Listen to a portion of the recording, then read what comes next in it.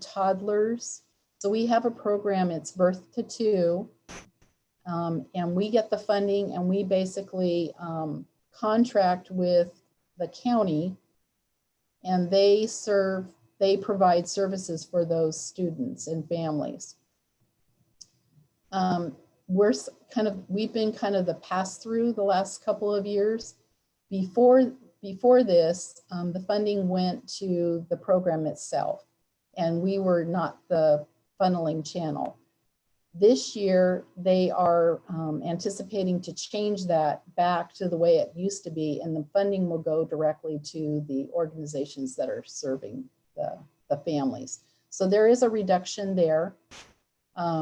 We still have the students, but the funding is going directly to the people that are providing the services.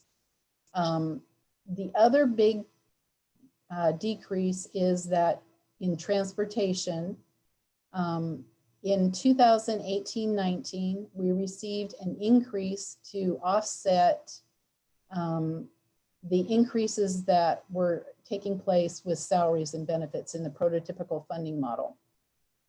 And that was a bump, and then they had to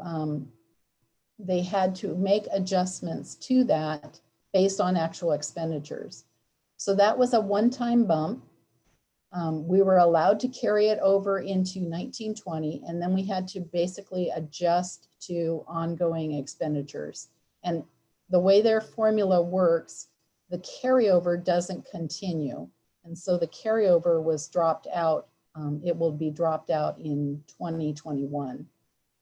So that is the other piece of that reduction.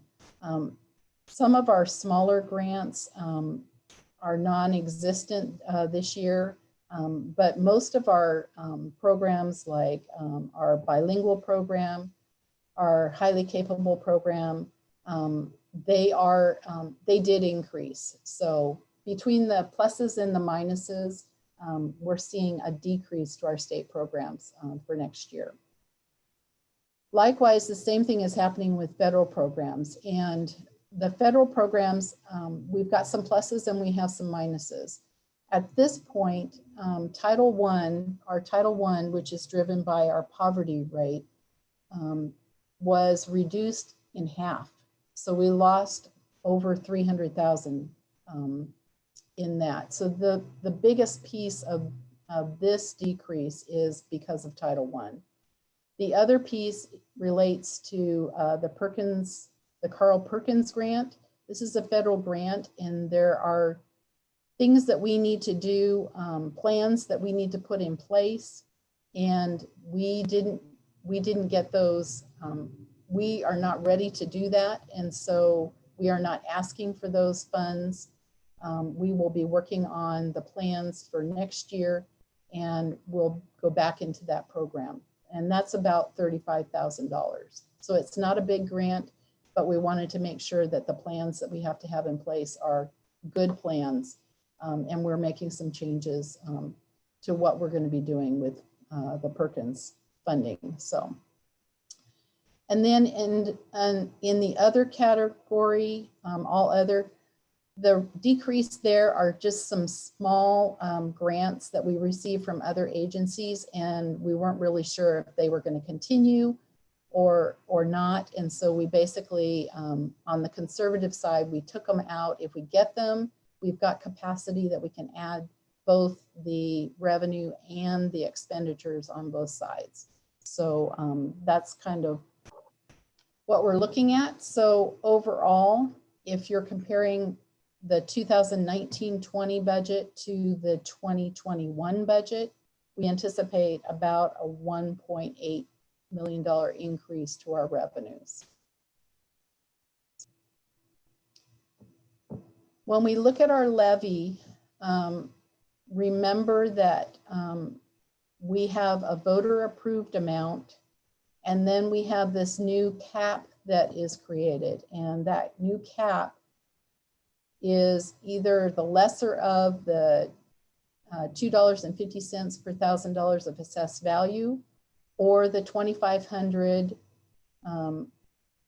times the annual FTE, the annual student FTE.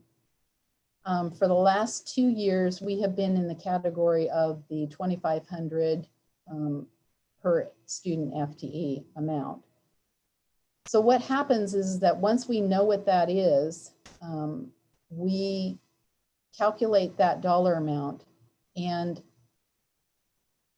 it's actually under what we have, the voters have approved. Therefore, there is an anticipated rollback. So we won't collect all the amount that the voters approved. We then have to go through the calculation because we have 2 calendar years that make up our fiscal year budget for levy. We calculate about 45% of the collection for 2020 goes, is for the fall of 2020, 45% of the 2020 collection. And then for what we levy in 2021, for that calendar year, we receive 54%, approximately 54% in the spring. Hey, Karen. If you'll notice, Karen? Yeah. I apologize for cutting you off. Deb, could you possibly make a comment to people that are watching on Zoom? And Chris, if people are making rude and offensive comments on Zoom, is it possible to cut them off?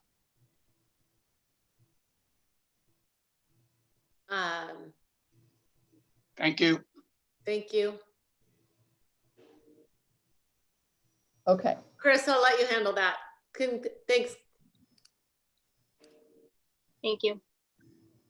Ready? Please continue, Karen. Thank you. Okay. So if you'll notice, we are estimating a 99% collection for next year. And the reason we're doing that is because we saw a reduction in, typically we collect about 98% of our levy, and then we get additional for delinquent taxes. And so we usually get more than 100% of our levy asked. We're being a little bit conservative, and we're ratcheting that down to about 99% because we don't anticipate that we're going to get 100% of our levy collection between our levy, the amount that we levy, and the delinquent taxes. So we are being a little bit conservative, and we're not anticipating. And so the amount that we anticipate to collect is a little bit under 100%.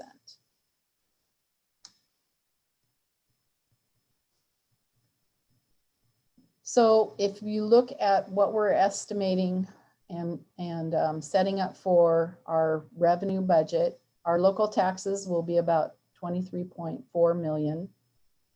Our local taxes will be, our local non-tax will be 3.3 million. And that's class fees, that's donations, it's facility rentals, it's investment earnings. It's a lot of different non-tax items. And so that could be lower if we don't have class fees. So there's a lot of ifs in this, but we're kind of sticking with what we've had in the past. State apportionment, we're estimating at about $88 million. Our state programs coming in at 21 million, a little over. Our federal programs, 3.9 million. And again, we have our capacity for additional revenue of a little over 800,000. We have a capacity of 800,000, and we also have a capacity built into our expenditures for 800,000, so that if we do get additional revenue, or if we get new grants or something, we have the capacity in our expenditure side to spend those dollars without having to come back to the board to ask for additional capacity. So overall, our revenue budget for 2021 will be a little over $141 million. This is kind of what it looks like graphically. Of course, state is our largest amount, then our local taxes.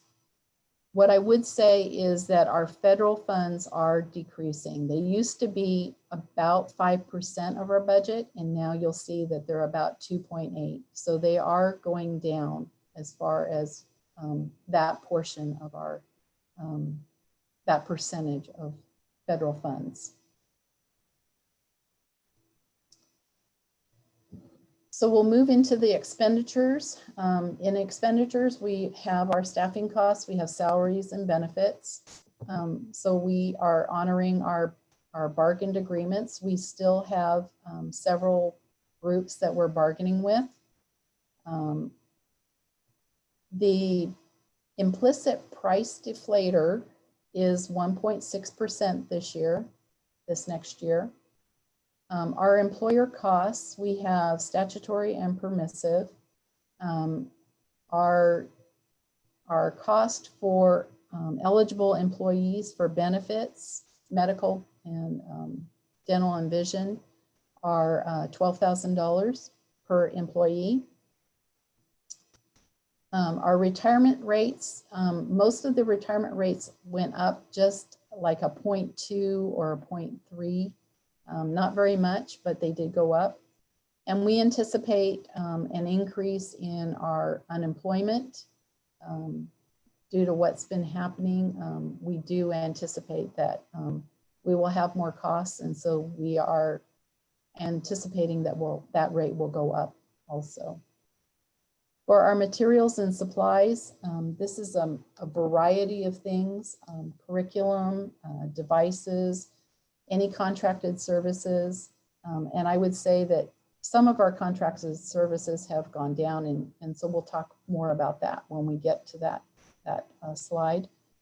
Utilities, insurance, any election costs that we're anticipating, which I don't think we're anticipating any this next year.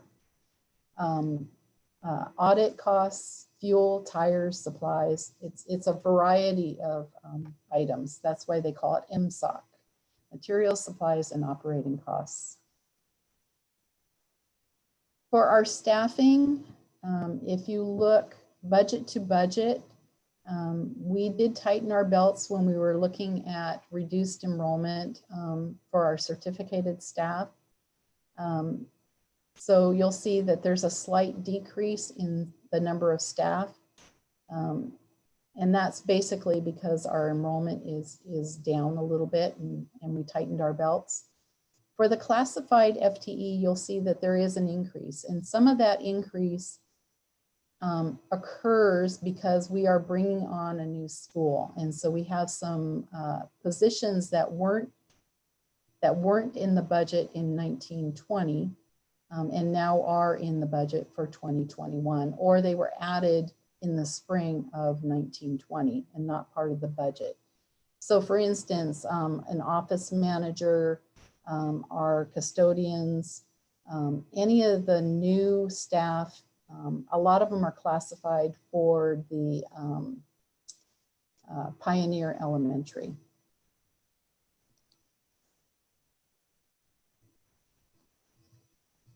So when we look at our expenditures year over year, budget to budget, we anticipate we've got about a little over $1.2 million increase to our staffing costs for salaries.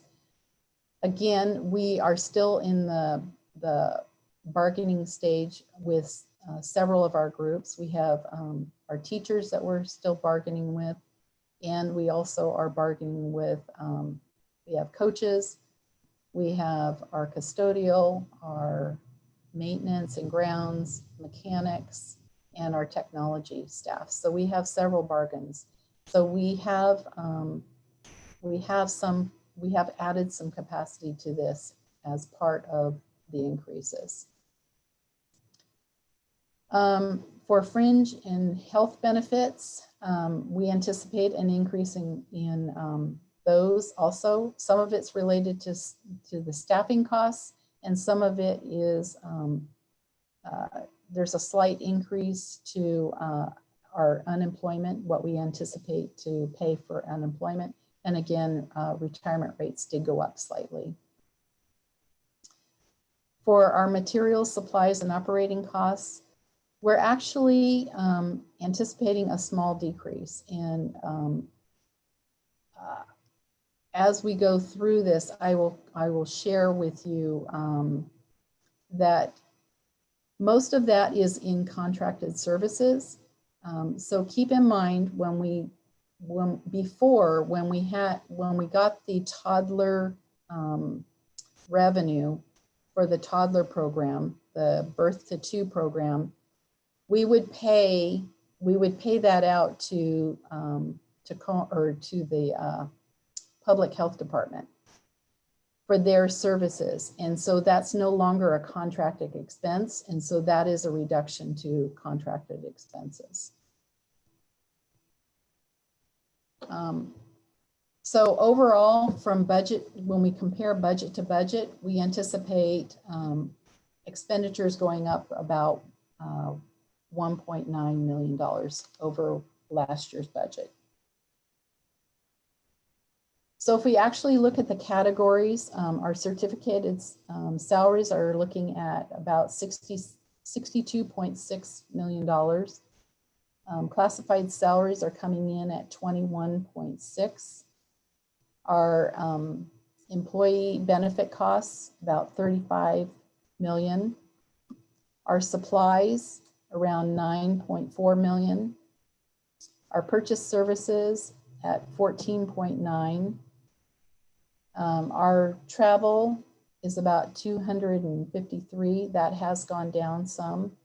And our capital outlay is mostly our vehicles and support services, but we also have to buy garbage bins and music instruments. So we have some replacement cycles for those. That actually isn't an increase. It's pretty much the same as what we had last year. So overall, our expenditure budget is at $144 million. So when you look at that, again, our salaries and benefits are, we're a people organization. And so our salaries and benefits make up almost 80% of our budget, right around 79%. And the rest of it goes to MSOC.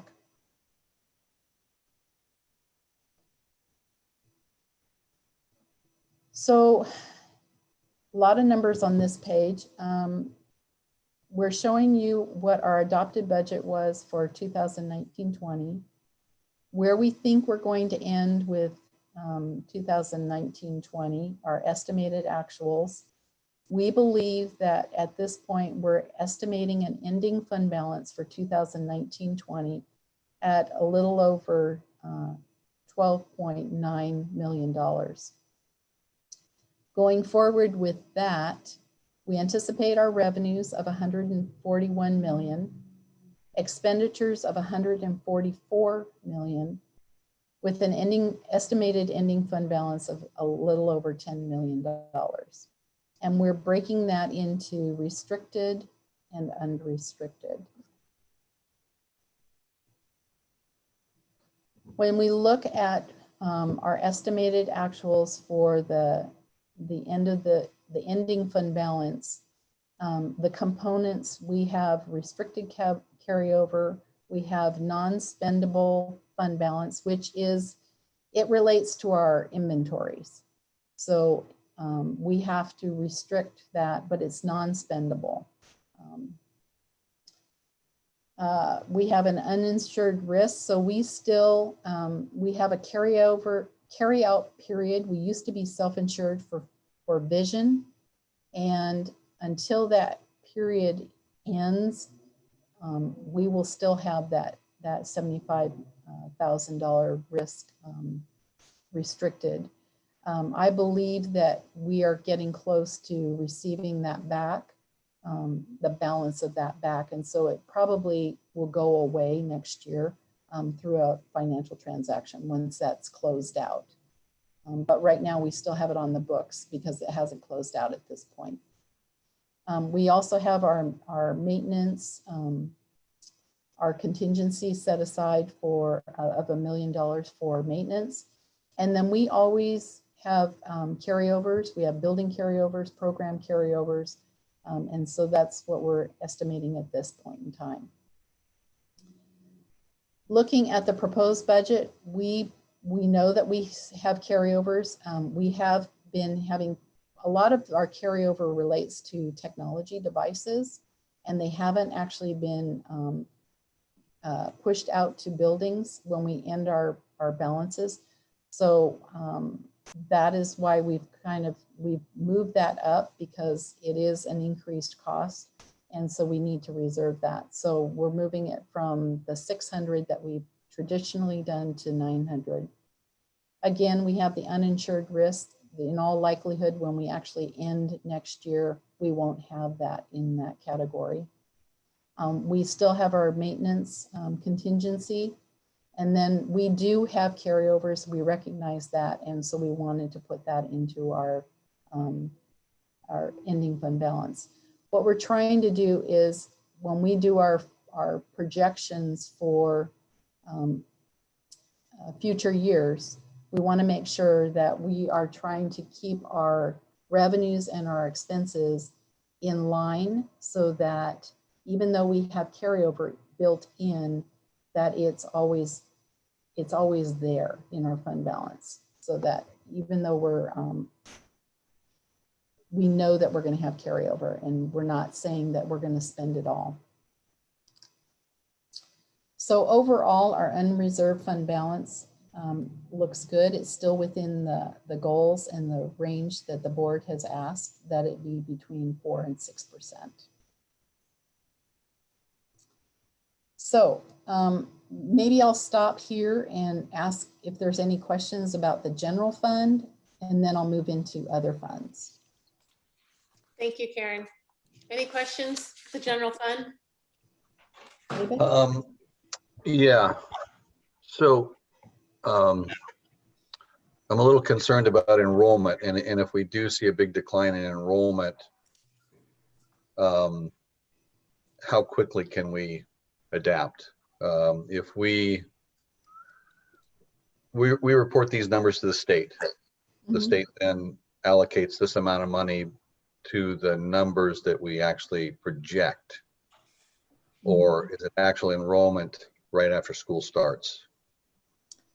So the state has told us that enrollment will still continue to be the same. We will count enrollment the first day of every month, with the exception of September. We count enrollment for the first 4 days of school. What I would say is, if we see that enrollment is not coming in as it has, or what we anticipate, we will look for places to reduce. We won't be able to reduce in certificated staff, but there are other places that we can make reductions. So we will look at, we may freeze supply budgets, or not do certain contracted services, which we've already looked at some of our contracted services for next year, and we anticipate that we may not continue. We may not need to until maybe later in the year. So we will look for ways to reduce if we don't believe that we're going to get the revenues that we have. Okay, yeah, it's certainly unknown at this point. It is. Thank you, Chuck. Others? David? Yeah, Karen, I was going to ask sort of a similar question, is about how long into the school year would we have an idea? Because I am hearing quite a few parents that they're pulling their kids out of school. I'm just wondering, when will you have your first real look at how we're being impacted by that?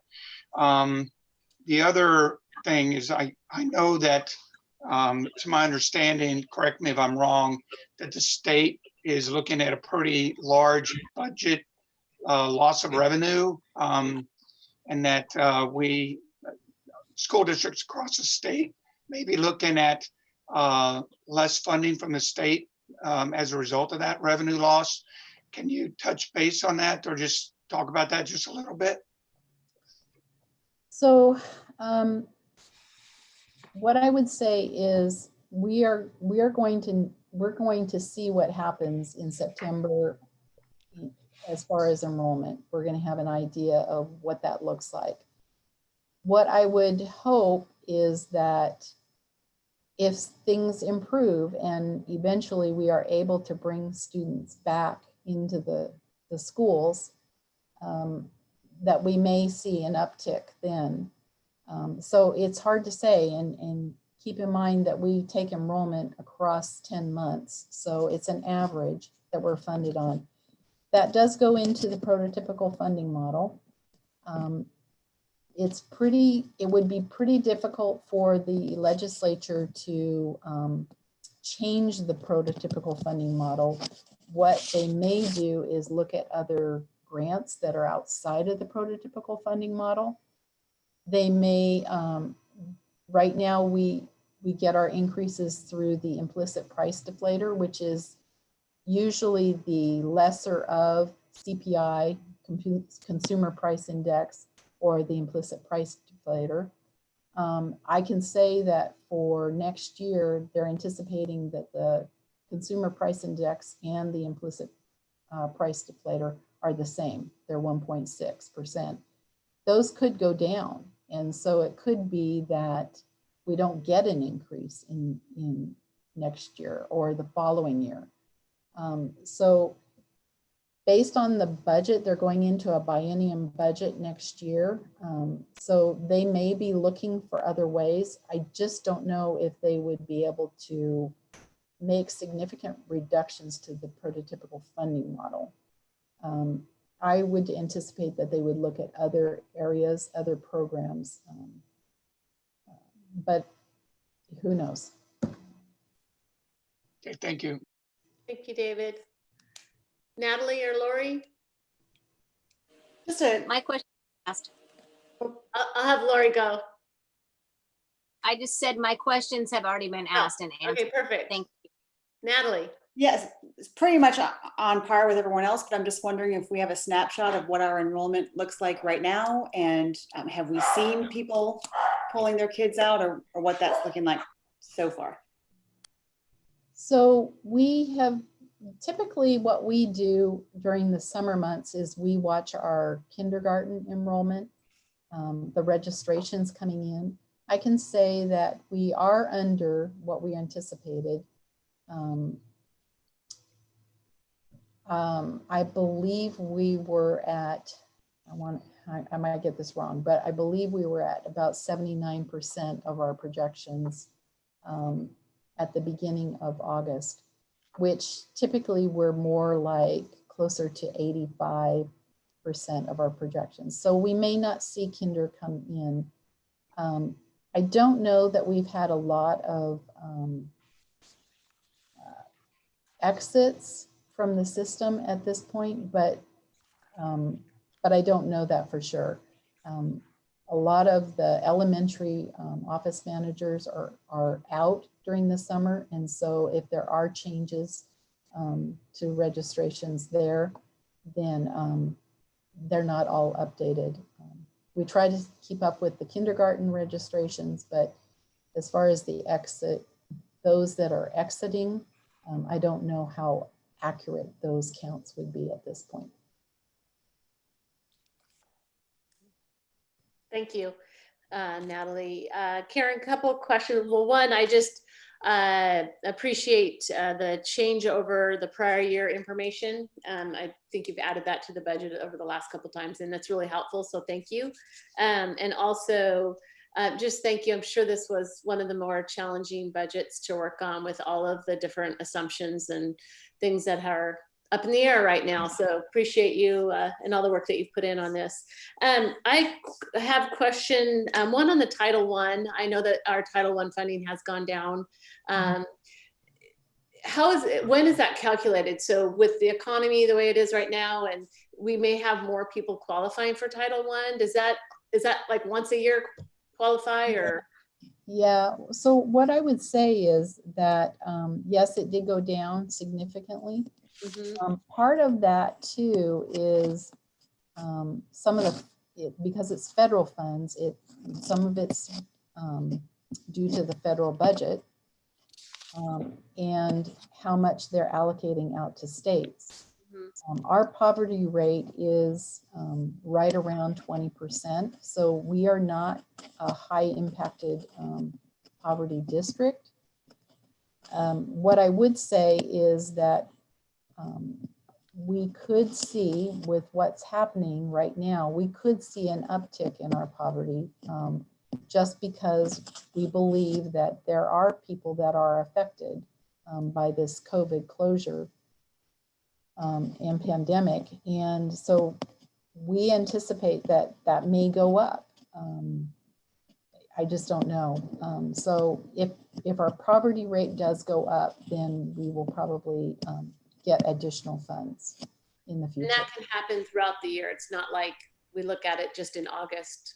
So our entitlement is a one-time, but the poverty rate can go up. It's based on our free and reduced. Mhm. And I do know that we have the new applications for free and reduced, and we are trying to get those out.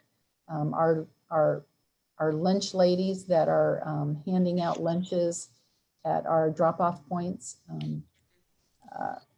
out at the schools, we're already handing those out to everybody.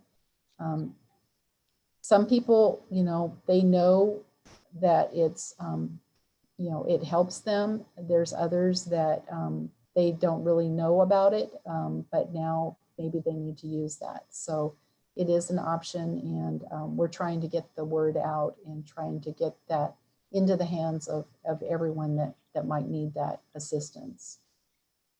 Okay, thank you. And then one last question, and I don't know if this is the right time to discuss or if you have information on this later, but we potentially will be receiving CARES Act money, and we will potentially and probably are incurring extra expenses due to the COVID situation. How is that reflected in our budget?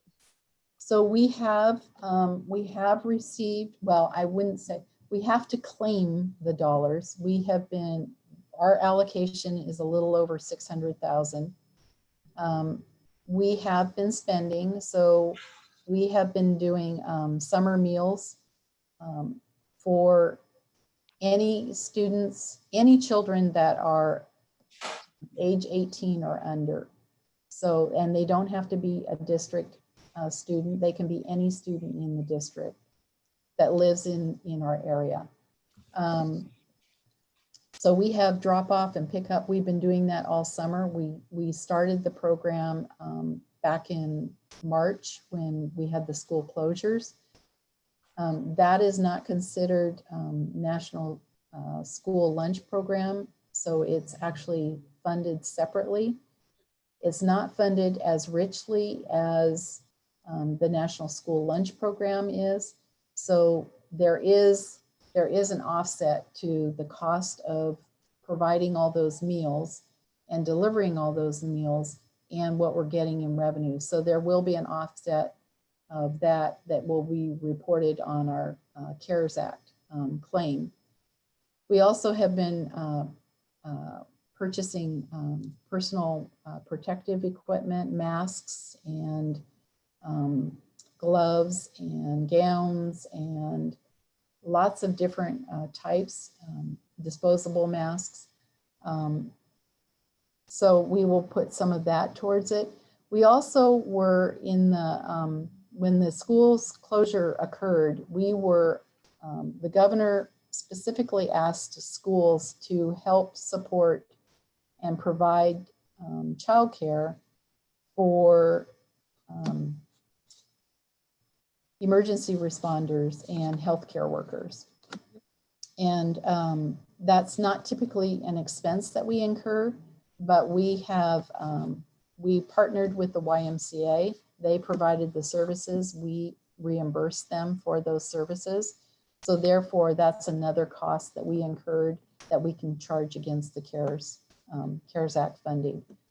We are in the process, we have to go through a process where we complete kind of a format of what we're incurring. We can claim those dollars once they're spent. So we are in the process of doing that. And that allocation will carry over into next year so that if we have additional costs, we can continue to charge them. They just have to be a viable COVID expense, but yes, we are using those dollars. So we are tracking all of these expenses and revenues and whatnot. And will they ever be reflected in this budget, or where would someone see those? Well, I think they're kind of embedded. So we didn't show the revenue, we didn't show the expense, but some of our expenses have kind of shifted. So we might not be doing this, but now we're doing this. So No, that answers my question. Thank you. we have the capacity though. Okay. David, one more question, and then I think we'll move on to the other funds. All right. I wasn't going to have another question until you asked yours. And you just prompted me for one. Two-part question. What does the school district specifically use the CARES Act money for? I'm assuming that we have strict guidelines how we use that money. And second, I've had people in the community asking me about this child care and $400 a month. Can you please, are we no longer doing that? Because I know back in the spring we might have been doing that, but I was under impression we are no longer doing anything related to child care and in that at all. Can you touch on that, please? Yes. So the first part of your question, yes, for the CARES Act funding, there are specific ways that we can charge expenditures. There are specific things that we can use the CARES Act funding for. In the spring, when we were charged to provide childcare, and we contracted with the YMCA to do that, we can get reimbursed for that expense through the CARES Act. And there are other things, the PPE, there is a revenue loss section, but there's a whole contingent, there's a list of things that are allowable costs under the CARES Act. So it could be hotspots, it could be, so we did have hotspots, devices, some devices that we're providing. So there are specific things, and we will use those funds. If anything, we've already used them because of what we've done. As far as childcare, we are not in the childcare business. We are not a childcare provider, and we are not equipped to provide childcare services. We have always worked with the YMCA. They do our before and after school care, and we are working with them currently to see if they can assist us and provide some childcare opportunities for students. Or families, I would say. What I would say is that we are looking at whether we can, how many buildings we need to have that. I believe the YMCA will be working on getting information out to families, but I don't know anything about what that looks like as far as what they charge or anything. That's their side of the house. So.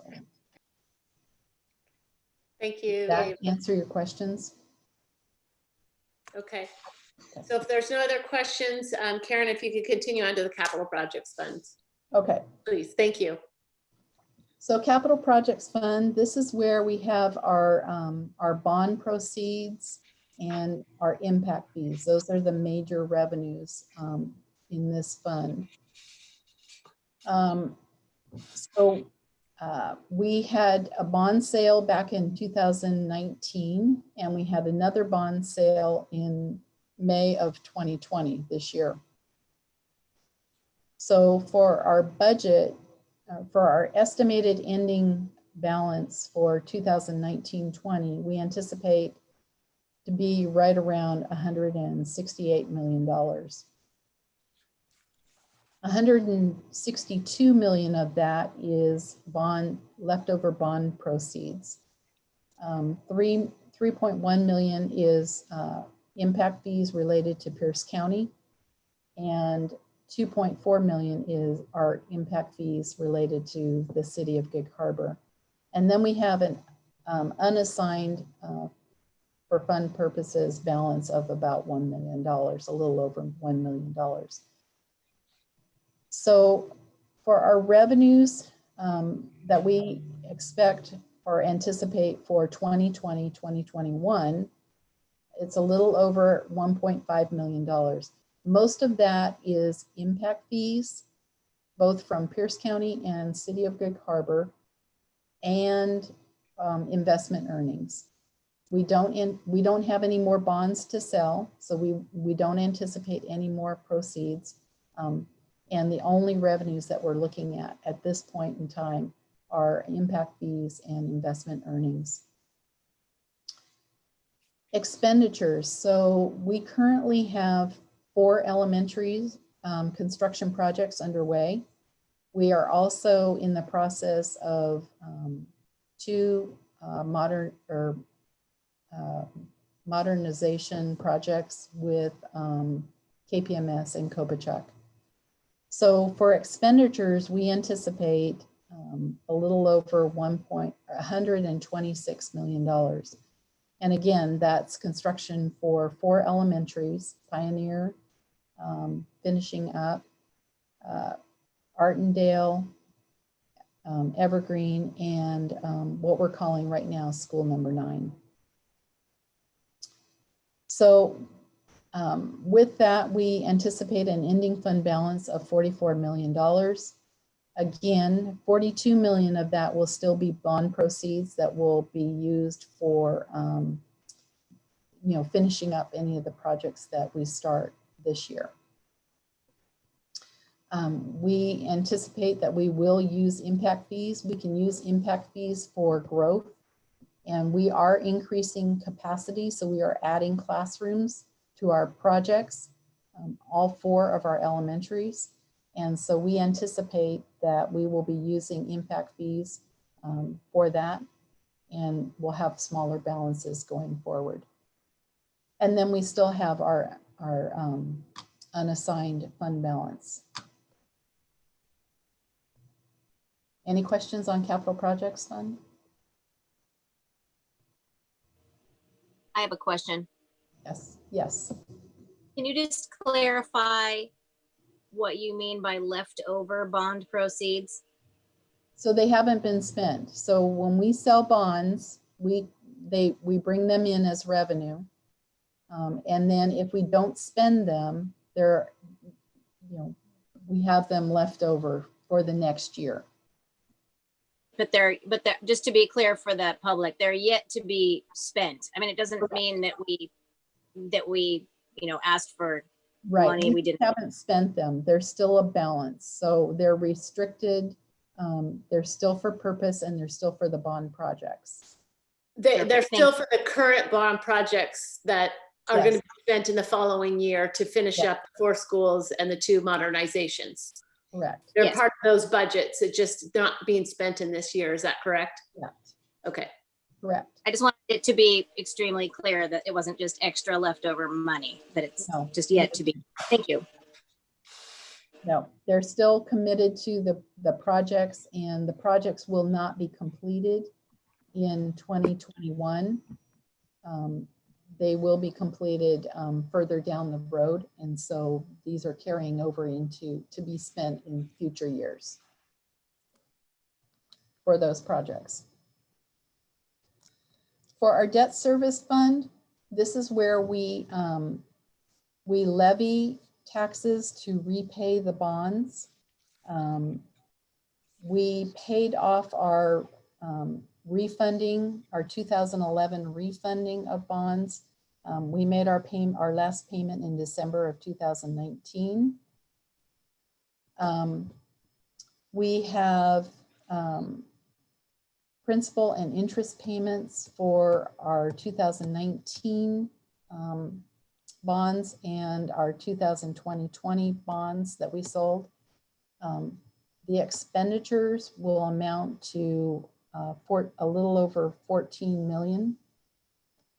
Our revenues in here, our collection will be at about a little over 12 million, with an ending balance of $4 million going forward for future debt service payments. For our Associated Student Body Fund, the students really rallied on this one. They had to do everything virtually. So I want to commend them for stepping up and figuring out how to do it. We had to be a little creative to get signatures and to get groups together, but they did a really nice job, and I really want to commend them.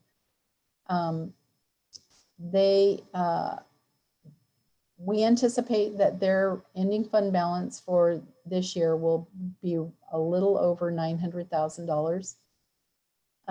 They are estimating, if you compare budgets to budget, they are estimating a decrease, but again, they've got high aspects and they wanted to be able to have the anticipate the revenues so that they have capacity to spend if they get it.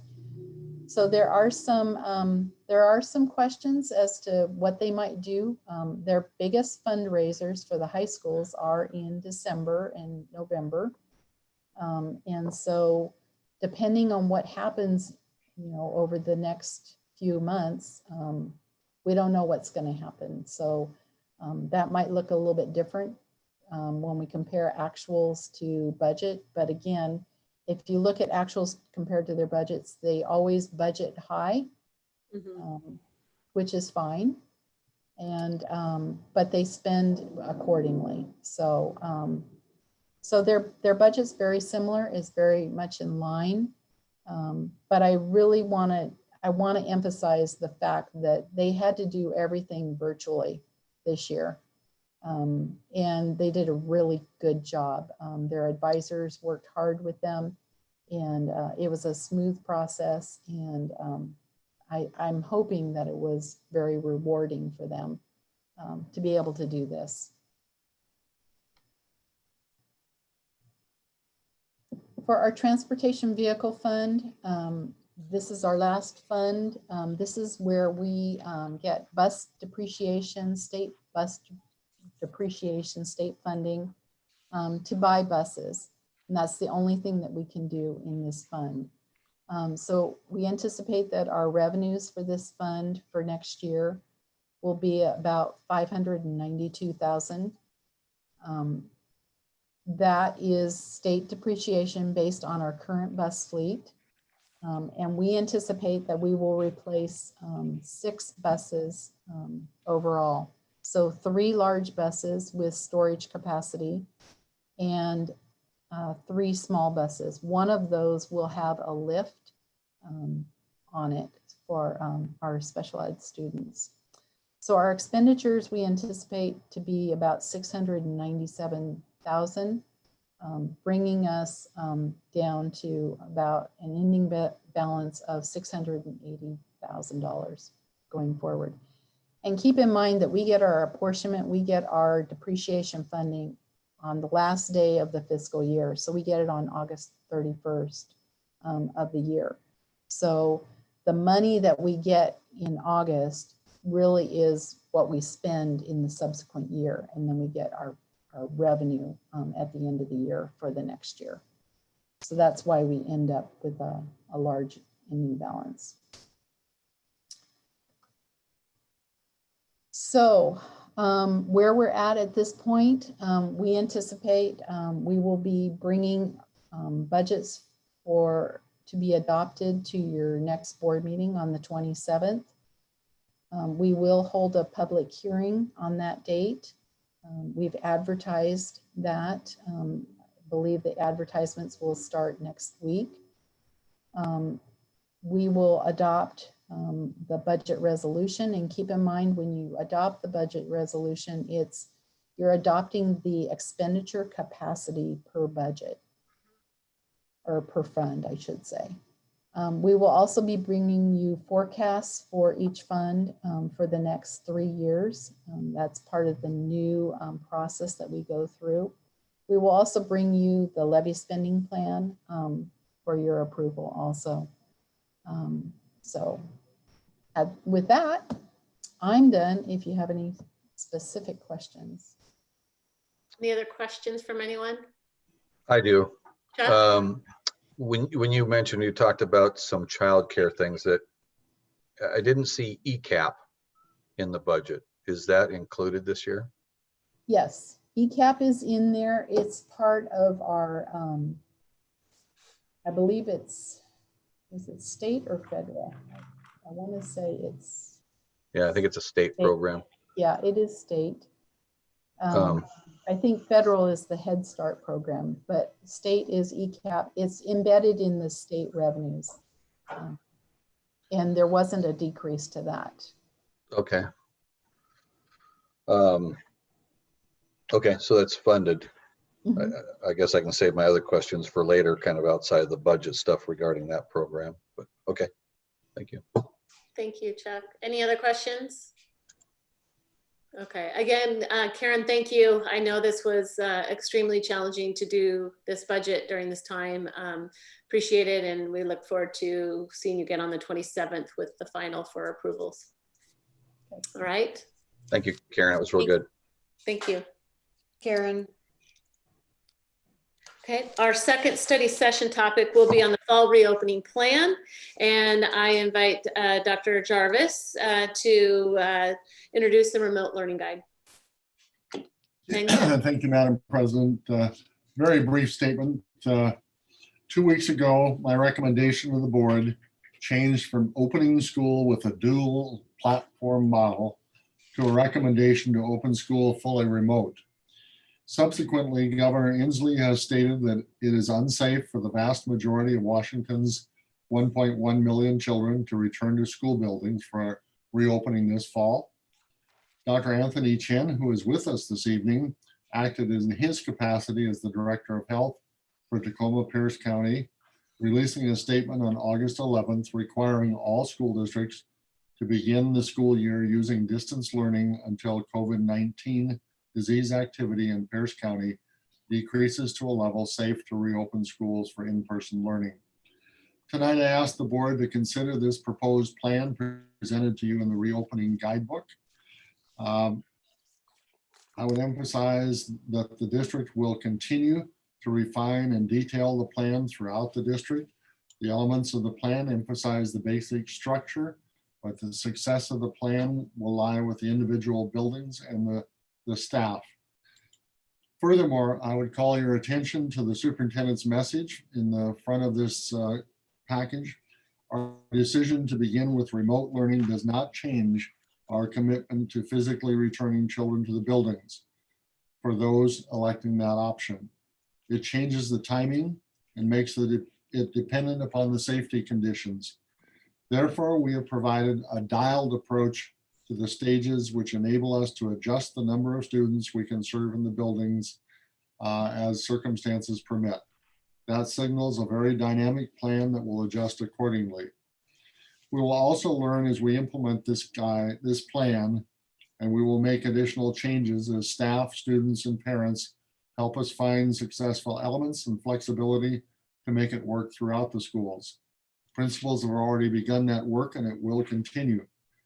I know I speak for the board as I state our belief that children need to be in school with our staff, while acknowledging our duty to keep schools as safe places for children and adults in the midst of a pandemic. The cabinet will give us an overview of the plan immediately following our Pierce County representatives who are here to offer their thoughts this evening. I thank them for being patient with us and waiting this hour. At the end of the presentation by the cabinet, there will be the opportunity for comment and then question and answer by the board. I recommend this plan to the board and I request your approval. Thank you. Thank you, Dr. Jarvis. With that, I would like to introduce Dr. Anthony Chen, who's the Director of Health of Tacoma Pierce County Health Department, as well as Derek Young, who's our Pierce County Council member. And they will be discussing the most recent health department statement, as well as some of the Wi-Fi connectivity work that's being done by the county. So I'll turn it over to Dr. Chen. Oops, and I think you're on mute, Dr. Chen. Oh, that's the peril of these virtual meetings. But Thank you and welcome. Thank you for being here. Thank you, Board President Krishna Dasan. I'm Dr. Anthony Chen. I'm Director of Health of the Tacoma Pierce County Health Department. As Superintendent Jarvis has indicated, you know, we are trying to negotiate this through this very challenging time. I think we all understand the importance of education, the importance of the social emotional learning components, the important role that schools play in supporting and delivering services to students, the parents, and the community. And in the context of COVID-19 and the pandemic, we've had to readjust what we feel can be done, and you know, clearly understanding there are compromises involved with this.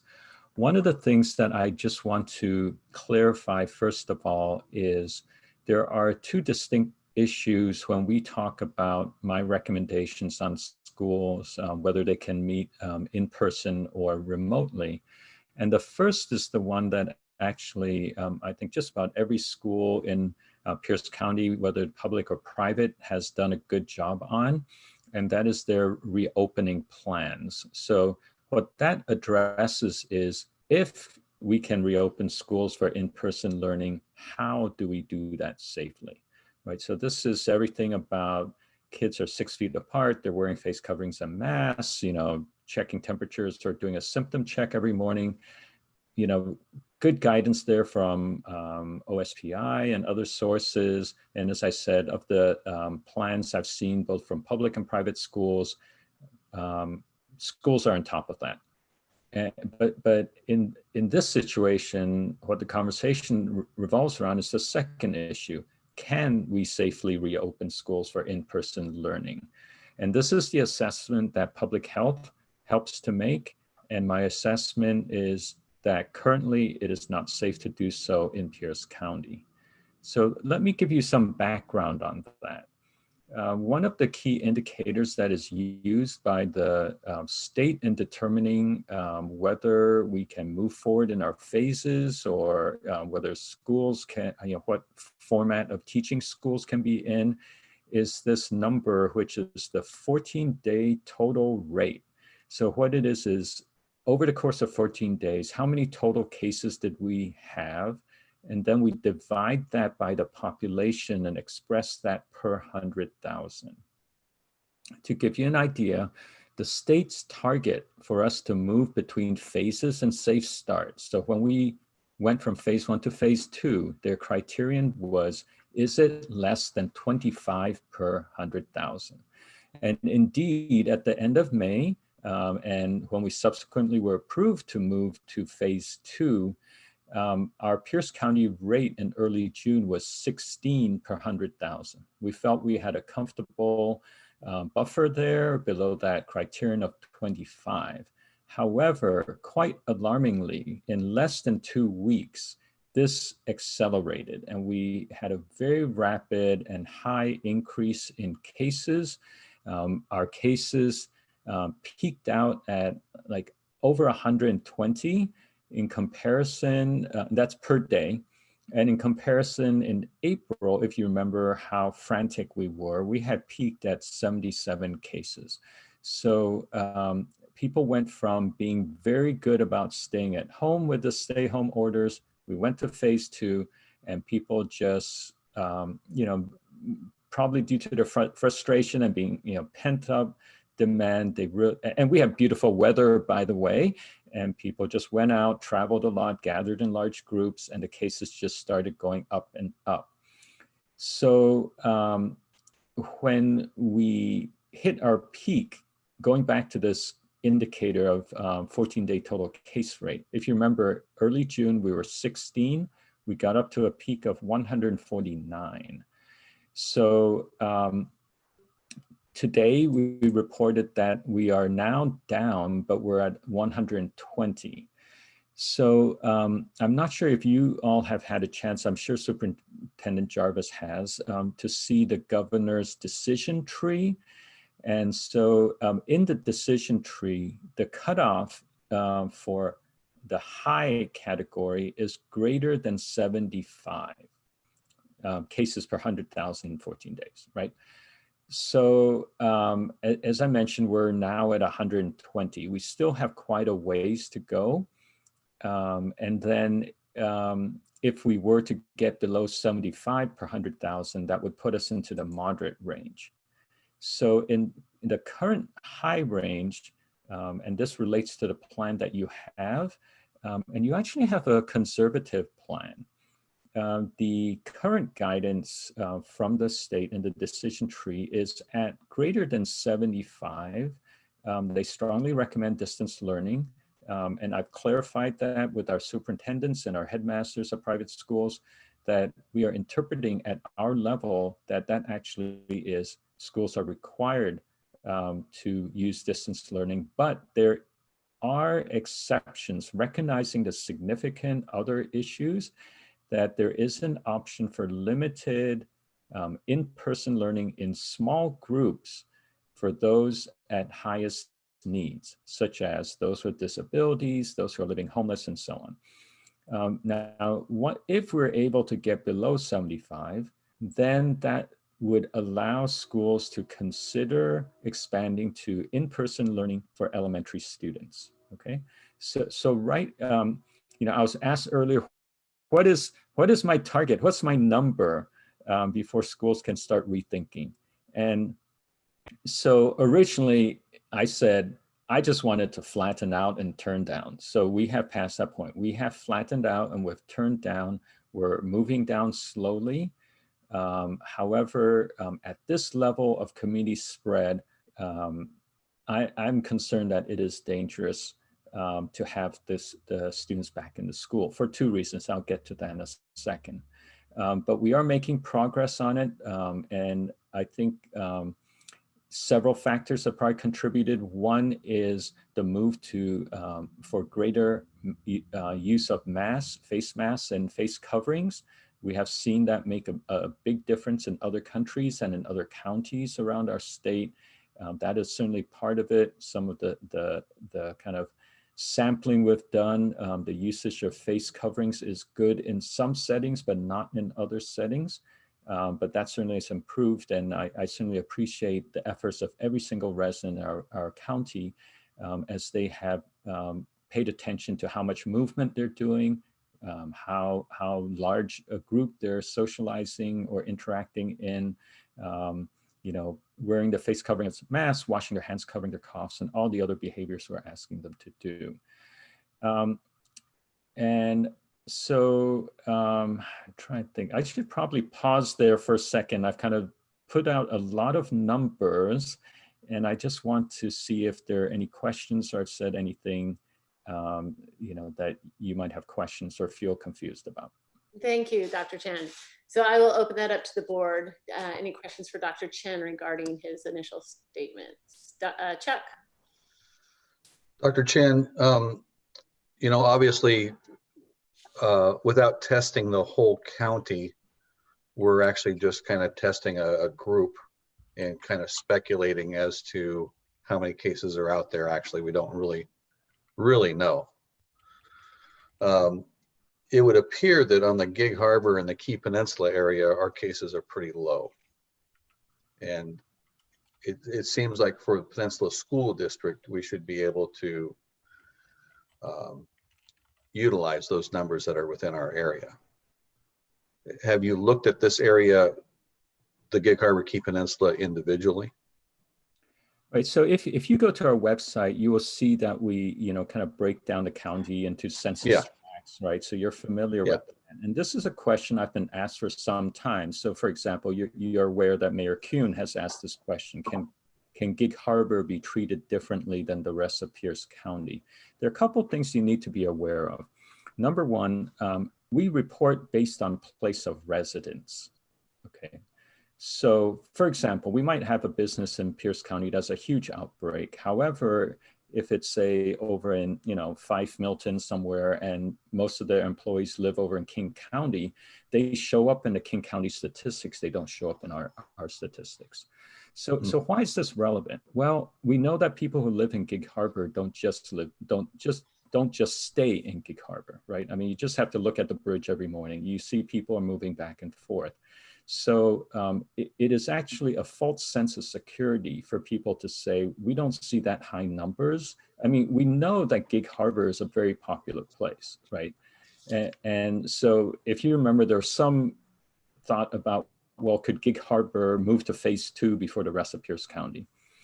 And what we have seen in other parts of the state is the moment that one place opens up faster than somewhere else, you literally get people traveling from all over the state there, especially to a place like Gig Harbor, right? I mean, we saw this like down in Wahkiakum, Skamania, places like that went early. People, I mean, there are media reports of people driving from Walla Walla, all over the place because they wanted to go have a hamburger or, get a haircut, whatever it was.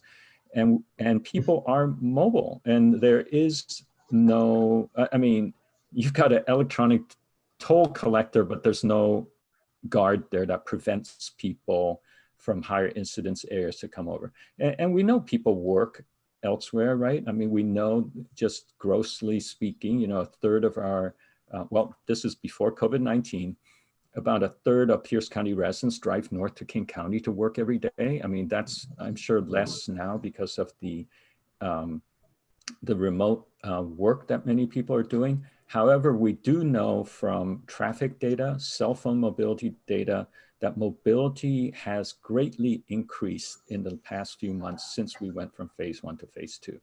So it is kind of a false sense of security to say that because your statistics look lower in Gig Harbor, Key Peninsula, that you're going to be insulated from what else is going on in the county. What this extends to also is, if you remember, certain businesses have been open the whole time, right? Hardware stores, child cares, right? I mean, certain things are deemed essential. And the big difference between now and earlier is that back then, we did not see outbreaks in hardware stores. We did not see outbreaks in child cares. Well, since we've been on this very high trajectory, we have. Okay, and there were days we were working with over 20 businesses who had positive cases. Were the hardware stores doing anything differently? Were the child cares doing anything differently? The answer is no. They were all following precautions. The employees were wearing gloves, wearing face coverings, so on and so forth. The difference was that when the rate of community transmission is very high, it will get into any place regardless of what you do. It doesn't matter. I mean, this is what I was saying earlier, right? There are two issues. One is if it's safe, i.e. the community transmission is slow, absolutely, we know what to do. Wear the face coverings, space the kids 6 feet apart, don't eat lunch in the lunchroom, they should eat in the classroom, so on and so forth.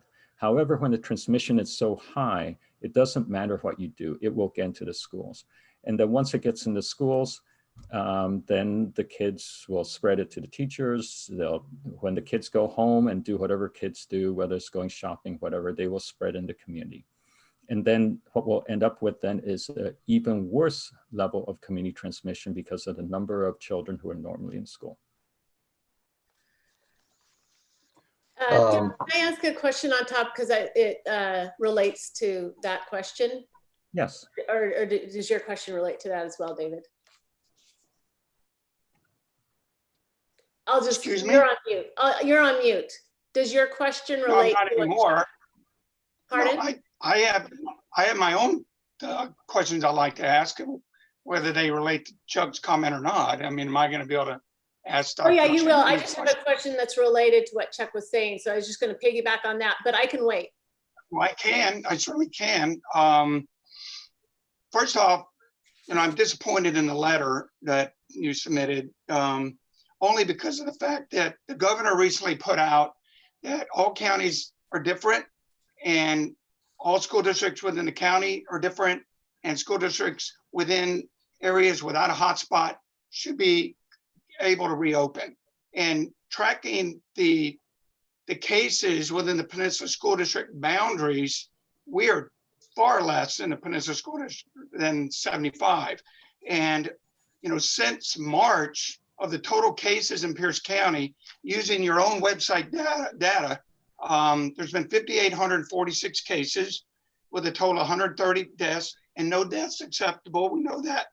In the Peninsula School District boundaries, there's been 3 deaths. All deaths, people were over 70 years old, and the percentage of the total deaths of Pierce County of the Peninsula School District is only 2.3% of the overall total, which is only 0.5% of the Pierce County total. And for me, that just seems like you're playing God, Dr. Chen, with thousands of families that are risking their lives. And the school district was making great progress to reopen. And the letter you sent out said, we are leaders in our community, and you're calling us to model and lead our residents, and we're elected leaders. And I think we were trying to do that. And your letter, I think, sort of cut us off at the knees. And not too long ago, you and I had a pretty lengthy conversation about the negative ramifications of shutting down schools, such as increased alcoholism, drug abuse, child abuse, suicide, depression, which in all my meetings with parents, they feel that that is much more dangerous than the low risk of COVID.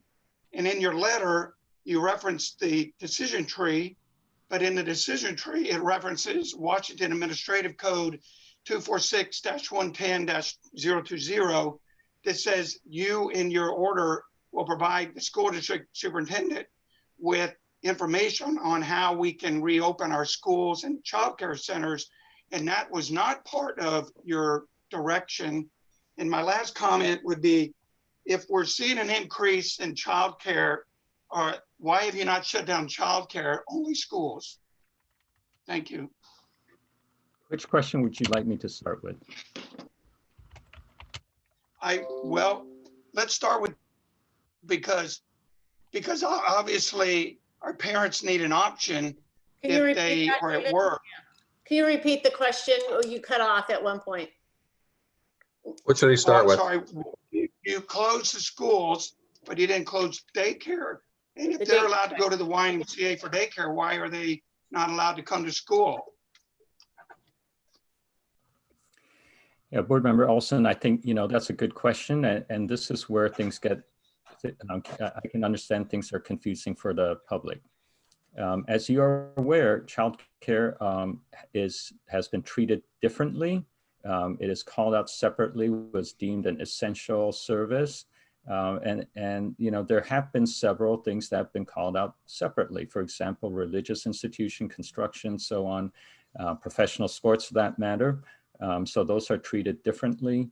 So that is something that why are churches treated differently either, right? So there obviously were arguments made to the governor, and that's how the governor has determined that. So let's. Dr. Chen, I'm sorry to interrupt you, but I'm pretty sure that school teachers are paid by the state and they're deemed essential employees.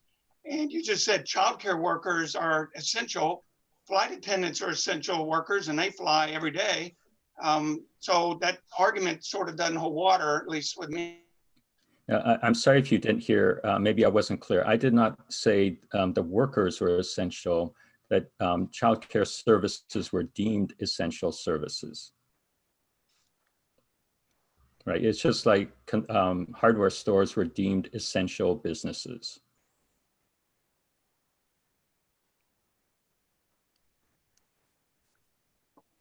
Okay, and then, So, David, you're on mute. could you just, the only thing else I'd like you to address is, according to the WAC, Washington Administrative Code, if you direct us to close, in your order, it's supposed to also give us guidance on how we're able to reopen, and that wasn't provided. Is that something that you plan to put out in your, like, in a follow-up?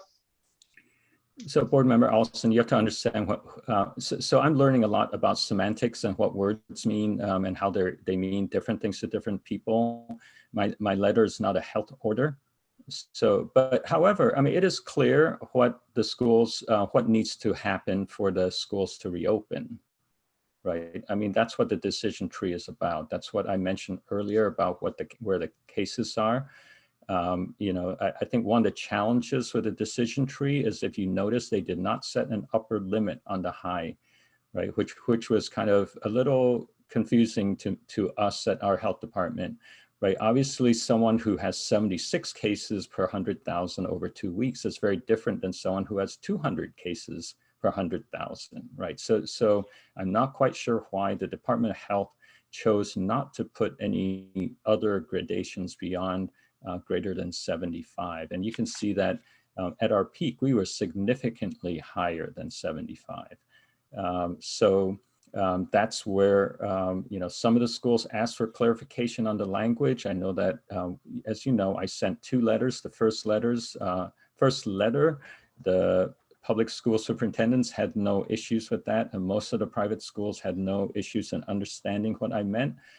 However, last week, some of the private schools asked for, actually, was that last week or was that, no, I'm sorry, that was this week on Monday. Some of the private schools asked for a letter for clarification. And you know, this is fairly standard. They often will want a letter from me. You know, schools will want a letter so that they have, you know, so they're covered, to be clear about what I'm saying. So that was a request from some of the private schools to have a second letter come out. You know, the intention of the letters were the same, but coming back to what you're saying, I mean, yes, we know how schools can reopen. We need to get the numbers down. And that's no different than if we want to get our businesses to reopen further, right? We've got to control the virus. Right now, the spread it's widespread in the community. We have seen in other states that have already opened their schools, and they have chosen to open while the rates are high. We've already seen outbreaks in schools. Some schools in other states have closed within days of reopening. That's what happens when you have a widespread and high rate of community transmission. I have a quick question, if I could just jump in, just a couple of things to clarify. First of all, I want to say thank you for being here and answering these questions. I'm seeing a lot of comments where people are asking what our case rate per 100,000 is in the Peninsula School District. So I wanted to touch on that just because I think we have all learned to be these mathematicians while we're sitting at home, but we have a population of roughly 70,000 in our service area. That's between the Key Peninsula and all of Gig Harbor. So our case rates per 100,000 have been over the last 10 days solidly below that 75. So just to throw out our numbers there, 64, 52, 57, 62, 64, in that range between the mid 50s and mid 60s. And as David mentioned, Governor Inslee came on last Wednesday, I believe it was the 5th of August, where he said, listen, I realize a lot of people are asking for a statewide mandate to go full remote for all schools, because that makes it a little bit easy to be consistent. He said he disagrees with that modality because, like we said, within a county, certain districts could have very different virus infection.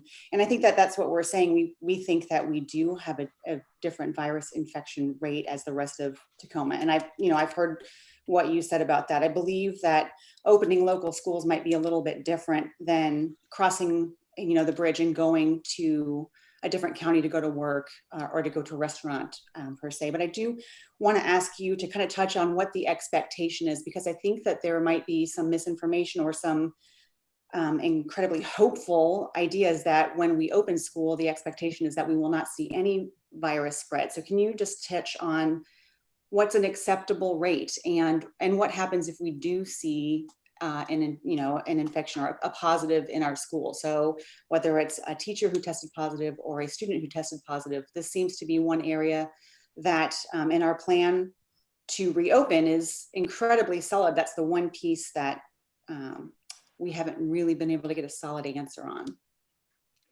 Yeah, a couple of things here. I just want to make sure when you're saying case rates, you're calculating it properly. I know I got an email today from someone who said, oh, they were challenging my numbers, and what they were calculating was the wrong number.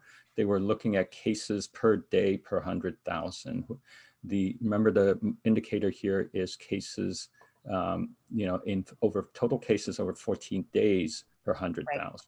Right, Okay. and that's what we've been calculating. So I'm pretty sure we're doing that correct. We all have been bouncing our numbers off. So we are solidly below that. Just 75. remember also, right? I mean, children don't live in a bubble, right? And this is exactly what I'm saying about the businesses and the, and actually we're seeing outbreaks again in long-term care facilities and nursing homes. Right? We had a time where everything was very well controlled, and then we're seeing large outbreaks again. And I think that's actually the more obvious one, right? Those, the residents of nursing homes are not going out to get infected. The reason that infections are getting into nursing homes and long-term care facilities is because the workers in their day-to-day life are going out in the community, doing whatever, and they may be exhibiting as much care as they can, but when the community transmission is high, when they go out in the community, they're going to get infected, and then they'll bring it into the nursing homes. And that's what we expect will happen in schools, that the kids might be really good. I mean, as I said, I don't have any issues with the reopening plans that schools have when we can reopen, right? I think there's very clear guidance on that from OSPI and other sources, and that's the masking, 6 feet apart, so on and so forth, right? And so they can, the schools can do great in that. However, what happens when the kids go home? What happens when the parents go to work, right? Anytime the infection level is very high in the community, it doesn't matter what you do. It's a matter of statistics, right? It's just like, I try not to drive on New Year's Eve because I know there are a lot of drunk drivers out there. I may drive other evenings, but New Year's Eve, unless I really, really have to, I don't, because I know my risk of getting hit by a drunk driver is higher on New Year's Eve, right? So it's that same thing. It's like your risk of going to the supermarket, going to the park, whatever you normally do, will be low when the community transmission is low. When it's extremely high, it'll be extremely high. And again, children and parents don't live in bubbles. Teachers don't live in bubbles, right? So you can see there are so many leakage points for the schools, unless you have a way to totally isolate it. The kids live in school, the parents live in school, the teachers live in school, they don't go out, right? Unless you can do that, which is not what our public school system is like here, you will not be able to prevent infection from getting in. I mean, you can do all the right things. And when the rate is high, the infections will get into your school and then to your community. And once that happens, then you have to realize then that adds to the bigger problem, right? Let's say that a case comes to school positive, they get some classmates infected, they get some staff infected. Well, guess what? Now those people are going to go home, they're going to spread the infection, and now we have even higher rates of transmission. The challenge that we had was that we did not get our case rate down low enough when we went to phase 2. Okay, if you look at other countries that have reopened their schools, their case rates were nowhere close to where the American case rate is. The US case rate is much higher than any other country that has tried to reopen schools, okay? Well, I take that back. With the exception of, like Brazil and UK now, they've got really high rates just like the US. The places that have been successful in reopening schools are places that got their case rates very low, okay? And then we have seen in countries like Israel where they reopened when the cases were low, and then they proceeded to reopen their society, the case rate shot up, and they had huge outbreaks in schools, right? Again, it's not that the schools aren't doing anything wrong. They were doing the right things. It's just that when the level of infection is high in the community, There's nothing you can do to keep it out of anywhere, right? There's no saran wrap or wall around your schools. There's no saran wrap or walls around the hardware stores or the banks or I mean, name a business. We've had cases in them in Pierce County, okay? And so this is the challenge, and I think it's very frustrating for parents because they feel that their schools are doing a good job planning for it. They feel that their community has low rates. However, that's not the issue. It's not the fault of the community. It's that the rate is very high and circulating in the community, and that you can't escape it. So Lori, I know you have questions as well, but I'm going to expand on some of these numbers and thoughts. While I agree that the Pierce County numbers has come down over the last couple of days, and I call this out because I want our community to do its part in getting those numbers down. Like I said, while Pierce County has started to go down, we've actually seen an increase in Gig Harbor and KP recently. So we are actually up to 66 per 100,000 in Gig Harbor and 77 in Key Peninsula as of today. And those numbers have increased in the last week. So unfortunately, we need to go the other direction. I want to get our kids in school. So I'm calling that out now as a plea to our community to help keep these numbers going down, and it will help Pierce counties. With that, we're still below, just other than the 77 that happened today, we're still below the 75. And Dr. Chen, I do challenge that COVID's not going away anytime soon. We're going to live with this in our community, and we have to get our kids back in school at some point. And so while I know that you look at Tacoma Pierce County as one entity, I really challenge that we look at carving out Gig Harbor and Key Peninsula. We are off of the Tacoma Peninsula, or we're the peninsula, I guess, but we're off that. And so if we get our numbers down, I will continue to challenge that we look at our community, because as of Inslee's decision tree, it says based on community, and our community is Gig Harbor and Key Peninsula, not Tacoma, Pierce County. So it's not a question, it's just more of, I will challenge that as we go forward and see our numbers drop. I will continue to challenge that because I do want to get our kids back in safely, but the numbers need to be there. Secondly, with the fact that we are going to live with COVID, I'm only seeing you look at, and Governor Inslee as well, the cases per 100,000 over a 14-year period. Are there other benchmarks that we need to look at? So when we first went out, we just wanted to make sure our curve didn't flood our hospitals. And I believe our hospitals, so could we look at our ICU capacities? Can we look at our ventilator capacities? Can we look at our PPP slot? Are we ready? And yeah, we're going to continue to have cases. I don't want them, but I think they're going to be here. And we're risking our community of other issues that are happening, as David said earlier. So, I mean, is there forethought to maybe looking at different benchmarks as we move forward and learn to live with COVID? Yeah, I think that's a very fair question, right? I mean, some people said, well, so what about the death rates or the hospitalization rates? And how the hospitalization rates have drifted up. I mean, I mentioned earlier, the criteria the state had established for us to move from phase to phase, and the benchmark for hospitalization is 80% of bed capacity. And last I looked at it, and don't quote me on this, but last I looked at it, we were up around 79. It had gone up to 79, so we were just shy of 80. Right now, the percentage of COVID cases it's still relatively low. However, I would not take.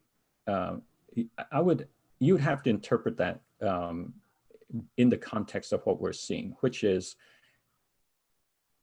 from about June 14 forward, when we had that big surge. The tip of that spear was led by the 20-year-olds. Okay. We know that the younger the people are, the less likely they're going to have severe illness, and the less likely they're going to die, right? So even though we had significant increase in our cases, the number of hospitalizations did go up, but not as big as if we had had, say, a big outbreak in, you know, a nursing home or a warehouse or something like that, right? The problem is, and we saw this in Florida and we're seeing it here. In Florida, it was very clear when Florida started to melt down, again, it was the point of the spear were the 20-year-olds. But if you imagine, you know, a graph, a heat map, right? The red area started showing on 20-year-olds, and then as time went by, it became wedge-shaped. The 20-year-olds spread it to the older groups, and they spread it to young groups. And we have seen the same thing here in Pierce County. Okay, we don't have as many weeks as Florida did, but it's very clear we're seeing that shift. So a few weeks back, about a quarter of our cases were in the 20-year-olds. That has now dropped to about a fifth of the new cases are in the 20-year-olds. It used to be 40, it was about 50% of our cases were below 50. It's now 66% are below 50, okay? It's shifting from the 20-year-olds to the 30-year-olds and the 40-year-olds and the 50-year-olds. And actually beyond that, where even 60, 70-year-olds, they're seeing an increase in cases there as well.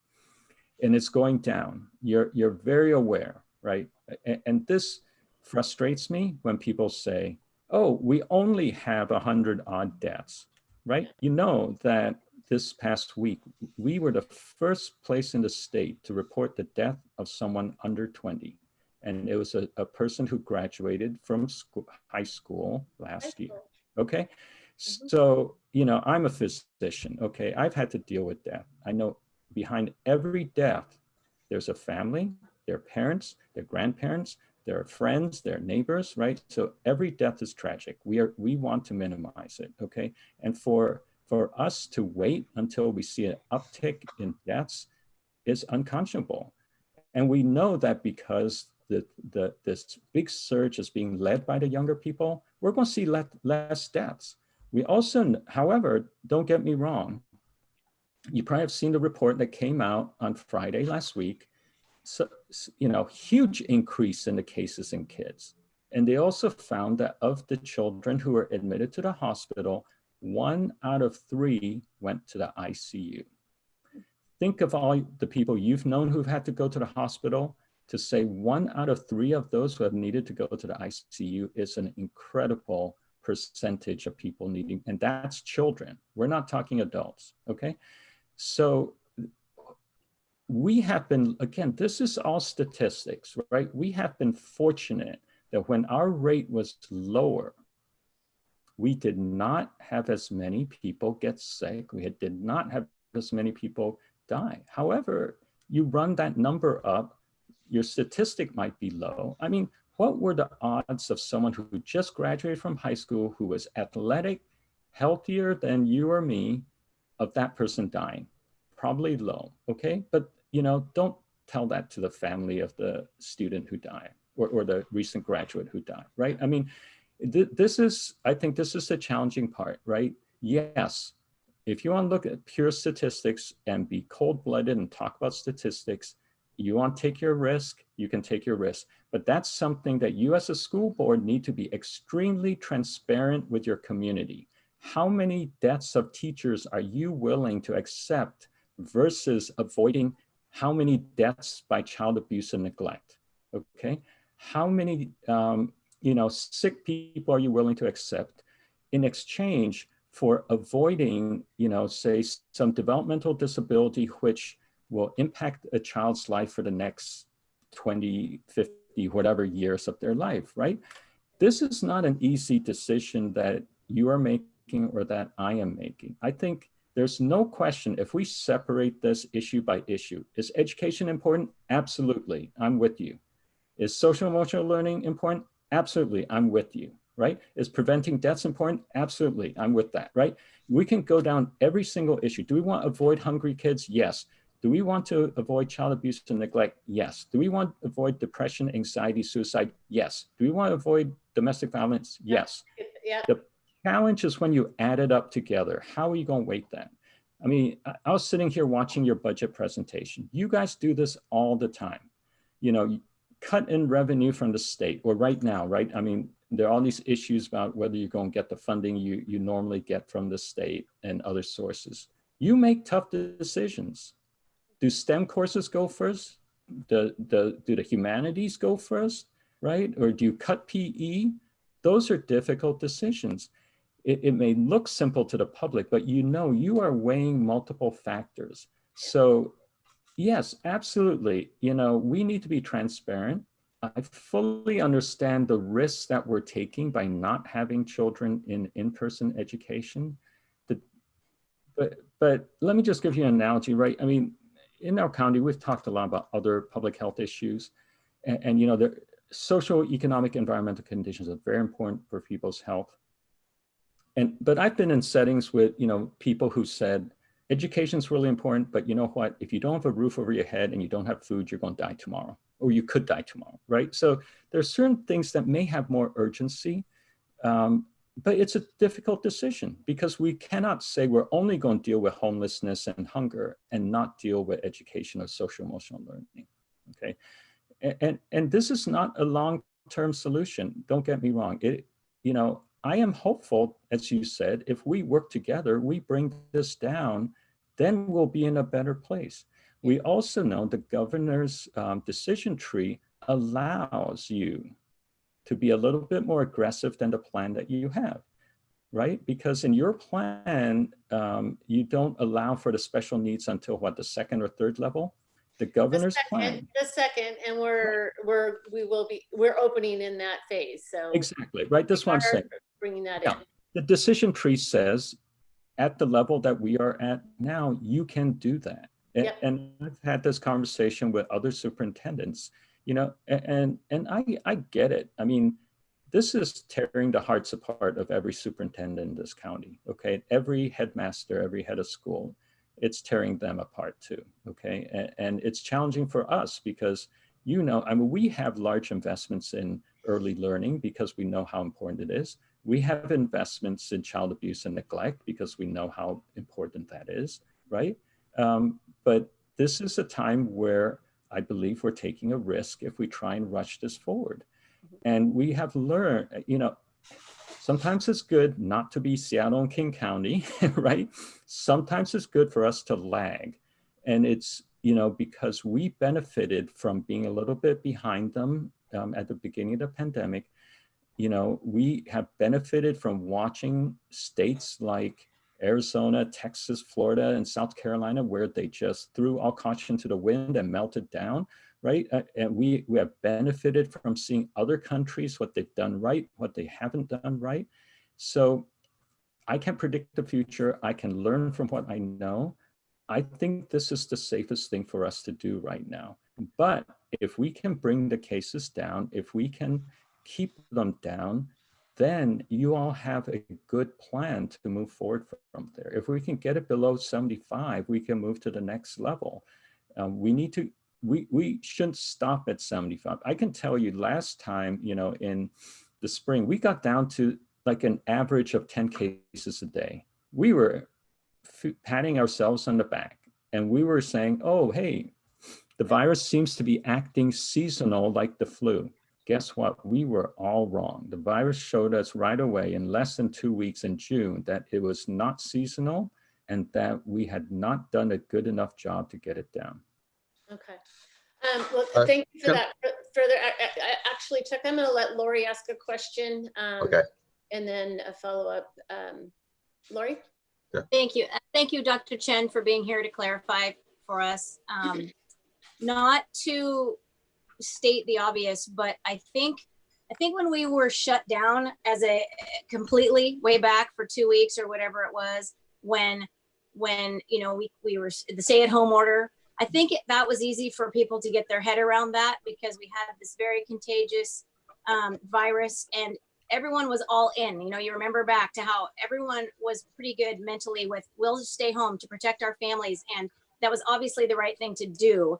And I think what's happening now, again, obviously, is the frustration comes now that the people, families, parents, everyone in the community perceives that persons in leadership are picking and choosing which parts of our lives are essential, or which businesses or which services are essential and which are not. And that is, you know, obviously a source of great frustration. And not to circle back, because we've already touched on this, but I do think, and I think I speak for a lot of people, that it is outrageous. I love what you just explained, and I think everyone is fully on board. No one wants any children or anyone to die, and we all want to stop the spread of the virus. But I do think it's confusing to understand how daycare or childcare could ever be considered essential and school to not be considered essential. I think there are differences between the two services, certainly. But to use the word essential to say one is essential and one is not, I can't get my head around that. And I think a lot of people also cannot. And I also, really where it involves you is how can the argument be made that gathering more than 5 people in a daycare setting is safer or less of a risk than gathering them in an education setting? So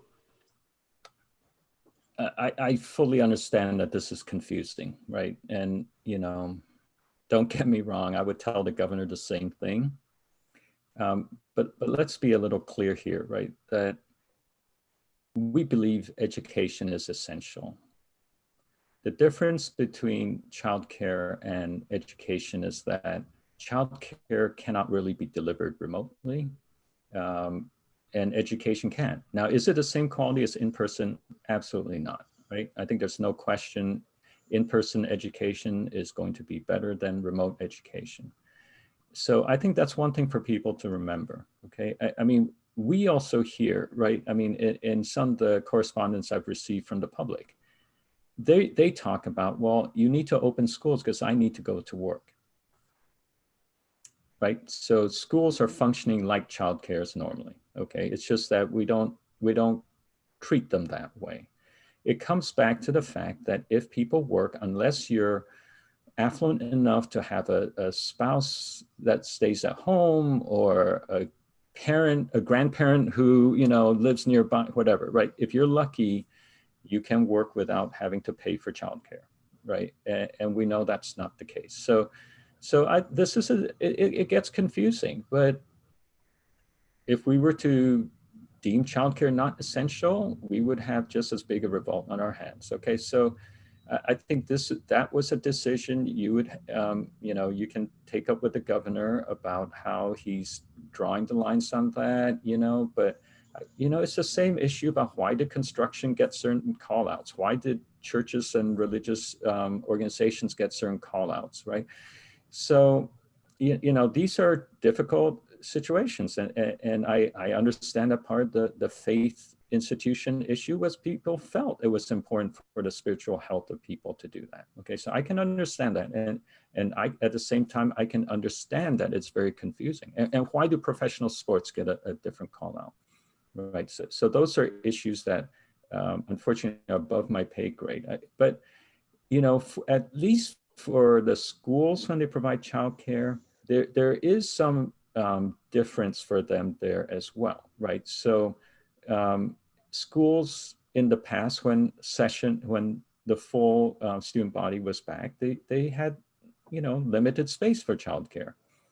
And I think one of the redeeming features of what's going on now regarding childcare is that the schools do have flexibility to expand their spaces to help increase the physical distance, right? So there are some mitigating factors. Does this make this any less confusing to the public?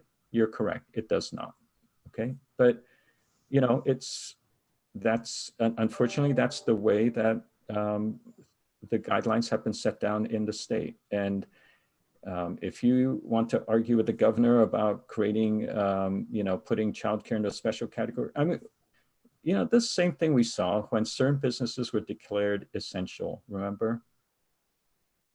Other businesses would say, how come that business got to be, you know, how come hardware stores are essential and my business isn't, right? I mean, it's a slippery slope.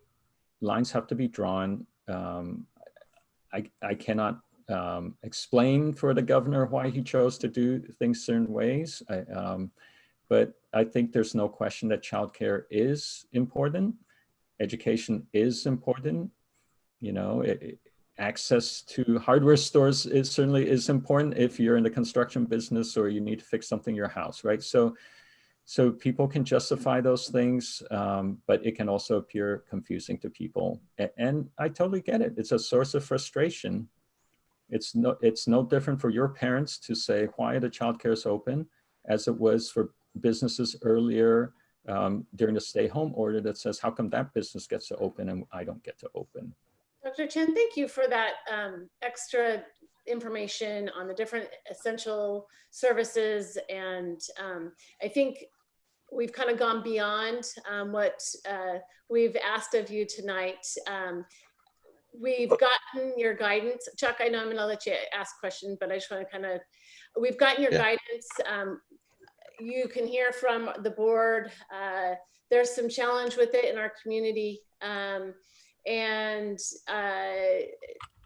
we need to work to get the numbers down in order to change the guidance that we're getting from the governor and from you at this time. But I think, Chuck, I'll let you wrap up a question and then we're going to move on because I think this could go on for a while. Yeah, I understand that. I do have to make a quick comment first. The school is also vital to the kids in a social way that's very important. In my job, unfortunately, I have seen suicides. I have consoled the mother of a 13-year-old boy as my boys cut him down off of a rope. And I've dealt with that. 4 years ago, we lost a 12-year-old girl out here to the flu, to the common flu. A 12-year-old healthy girl died. That happens. And I don't want it to happen to anybody, but it happens. And to prevent these suicides and things like that, the social issues, we need to get these kids back where they can socialize, where they can get counseling, where they can have that available to them. That's my comment. My question to you is on the testing, the numbers that I'm looking at. I'm looking at the new cases by day, and I'm looking at the chart that you guys put out in your website. I also get the daily report from DEM. The problem with that new case list that you're going off of to track the cases is that the testing has not been consistent. In the beginning, when that chart started out, you only tested the people that were symptomatic, that were sick. That was the only way you could get tested. Around June, we began ramping up the testing. We got the mobile testing site set up. We started doing the tracing, the contact tracing. And so we started testing more and more, and that was targeted testing. And so the spike that we've seen going up seems to be consistent with the increased number of testing. So my question to you, tomorrow, if we doubled the testing again, would we see a spike in that chart? Yeah, that's a great question. And this is, again, one that I get asked a lot. And the answer is the spike is not just from the testing. Right. So if the spike is just from the testing, you would expect the positivity rate to go down. And we also know that some of this testing is people who are repeat testing, and currently the repeat tests are not being counted. Okay, so our positivity has gone up, which tells you that indeed there's an increase in the disease. Can you put that in your charts? Because right now, when I go in to look at it, the only thing I'm seeing is the new cases per day. I'm not seeing the percentage of positive tests. What I'm seeing is that chart going up, and I'm going in and I'm checking to see how many tests are being done per day, and Sure. they seem to correlate. Let me check with let me check with my staff, right? So you know, at one point our positivity rate was down at 2%. We're up at 6 or 7% now. That's a real increase, right? Especially when you think about, as you have mentioned, we have greatly increased our testing. Yeah. So not only has the testing increased, but the positivity rate has increased. And this is throughout the state. The whole state has seen this. So you know, exactly. There are some people who are talking the narrative that, well, this is not a real increase. It's only because we're testing more, and that is incorrect. yes, we are testing more, but we're also seeing more disease as evidenced by the increased positivity rate. Okay, so are you going to increase testing again soon? Yes, testing is a vital part of us being able to control this disease, right? I mean, right now, very few people are immune to this, right? There's essentially no community immunity to this. You know, less than 1% of people in our county have developed this disease. There is no vaccine, right? The only thing we can do is public health measures at this point. And the strategy that we have seen work around the world, and this is the same strategy that has worked for Ebola, for, you know, SARS, for any, you know, smallpox, any other infectious disease, is that you've got to find the cases, i.e. you test or you do a clinical diagnosis of the case. And then once you identify the people who are sick, you need them to stay home and isolate. And then you need to do case investigation, see who their contacts are, where they might have been. We identify those people, tell them to quarantine. And that's with COVID-19, we are seeing how that is so important because, I mean, any illness, you can shed virus or bacteria before you know you're sick, but it is quite apparent that in COVID-19, that's a significant factor. And also the general understanding now, this is especially more so in children, right? So there will be children, adults going around thinking they're fine, but they are positive and they're shedding virus and they're getting other people infected. So if we don't test, there'll be a lot of people walking around thinking they're just fine, but they're spreading the virus. And so we have to test, we have to isolate people who are sick, and we have to quarantine people who are infected or who are exposed until we know whether they're going to get sick or not. And that's the only way that we're going to be able to control this. The alternative to doing that, if people don't want to do that, is the very blunt instrument of making people stay home again, right? You know, that if we want to get away from the stay home order, we have to be able to test, isolate, contact trace, and quarantine, okay? I mean, that's the trade-off, right? If you don't want us to test, then people have to go back to a stay home order. No, and I'm not saying don't test, but I'm saying when you put it on a chart and you say we want 75 per 1,000 to be the number that we're going on, but then you're going to increase the testing. If you double the testing again tomorrow, that number is going to go up, and you can't use that as a metric. It's not scientific to use that chart continually and change the metric. Dr. Chen, I think Sorry. It's okay, Chuck. I think we are going to, Dr. Chen, unless you have any other final comments, we are going to wrap up this conversation. And so do you have any additional information at this point? Well, Board President Krishna Dasan, I think what you said earlier is really important, right? I mean, you know, if we want to get our kids back to in-person instruction, we got to control this virus, right? If we want businesses to reopen to the extent that we would like them to be, we've got to control the virus. You know, if we want to be able to go do the things that we miss, that we used to be able to do, we need to control the virus. And right now, the only way we can control the virus is to make sure everyone is doing everything they can, right? They need to be thinking twice before they go out the door. They need to think, is it essential? How far are they traveling? They need to be wearing their face masks or face coverings. They just need, you know, they need to keep physically distant from people. They need to, you know, right now, the recommendation is gathering groups no more than 5 people, right? So everyone needs to do that. Not only should they do it, they need to role model it. They need to tell their friends. They need to activate their social networks and make this something that everyone's doing. I mean, we have seen that Yakima, which is our neighbor to our east, right, which had the worst case rates in the whole West Coast, when the whole community got together and said, yes, we're going to wear the face mask, yes, we're going to do everything we can, they turned their curve around, okay? And if Yakima can do it, we can do it. We just need to push it down further, right? I mean, to show you what can be done, New Zealand got to 0 domestic cases for like 101 days. Now they've got a little outbreak, okay? But nowhere in the US has gotten that low, right? It can be done. It requires a lot of discipline. One of the advantages they had is they can move up and down very quickly. When they got their 17 cases, I think they're up to 17 now, but actually when they've had their first, 5 or 6, they immediately went backwards. They immediately slapped down the restrictions.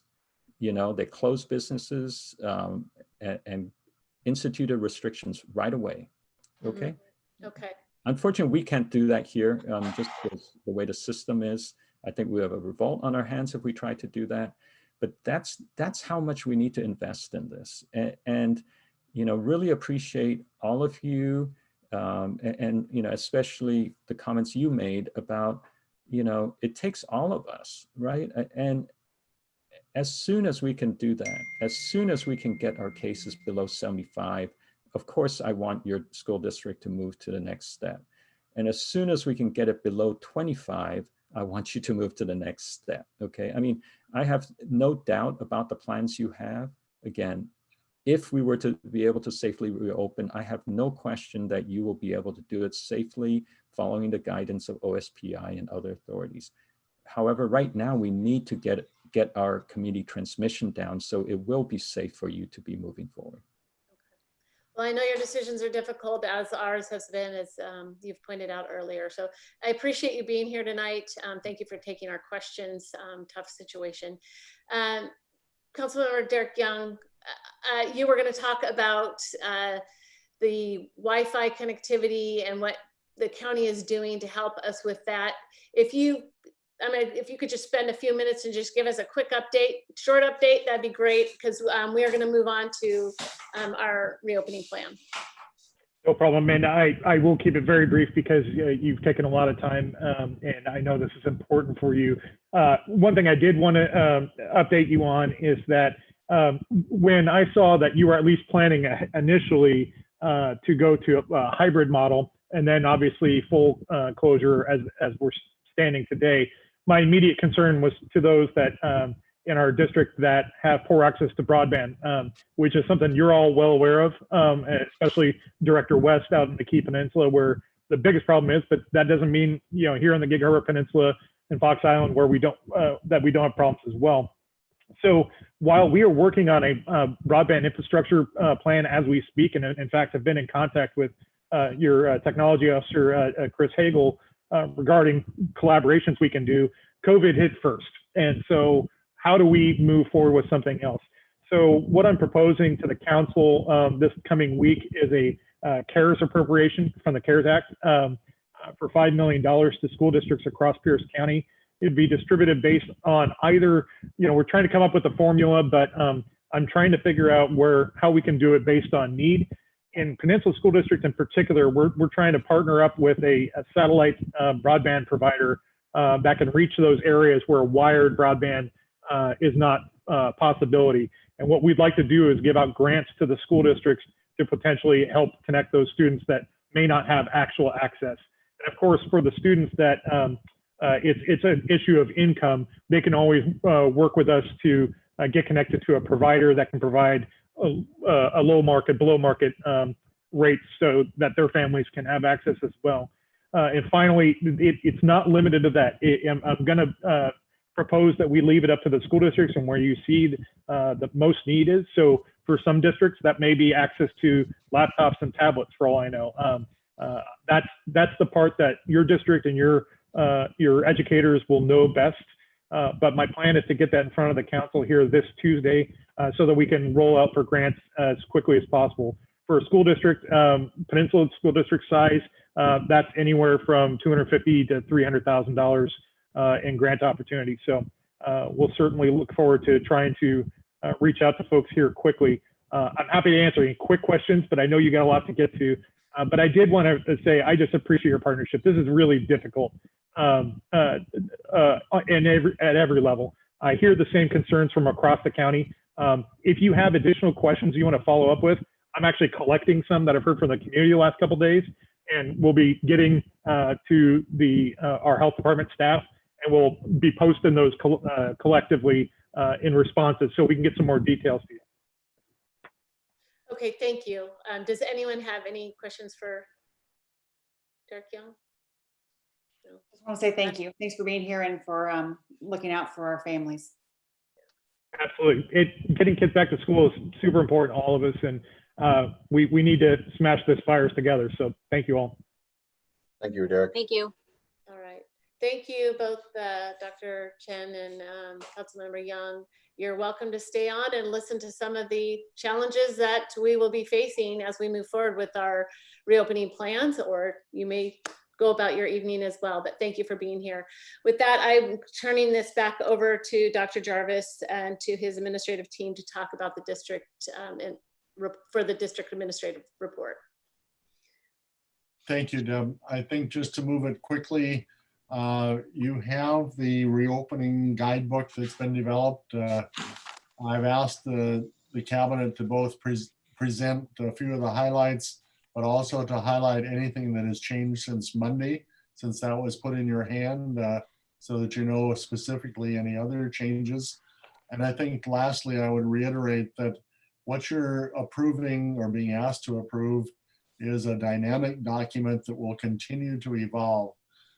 Your approval tonight would give us permission to file with the state and the template that says we have a plan.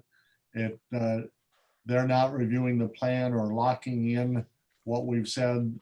Their interest was that we make sure we have a plan.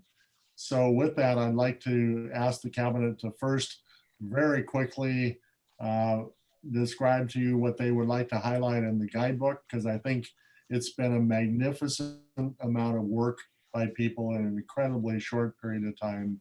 It is well done. It does not do everything as far as trying to establish a whole new system, but there it is. And so I'd like to move as quickly as possible to the point where the board could follow up with questions to the cabinet and be able to ask the particular areas that are of interest. So if we miss highlighting something, please feel free to ask. It's not the intent to just skip over it. So I would like to have them introduce the guidebook to you. Thank you. Thank you. Thank you, Madam President and Dr. Jarvis, as well as thank you, Dr. Chen and Councilman Young. We're going to present to you tonight really just 4 components of the guidebook. Those 4 components are just a highlight of the dials, a highlight of the remote learning section, and then we'd like to also share with you some outreach we did through some focus groups, as well as some next steps. And so just to keep things moving along, I'll turn it over to my colleague, Mr. John Helwick.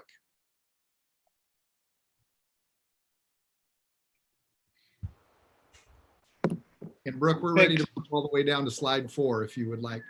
Okay. Thank you. Thanks, Dan. Thanks, Brooke. See my screen okay? Just checking. Yes. Okay.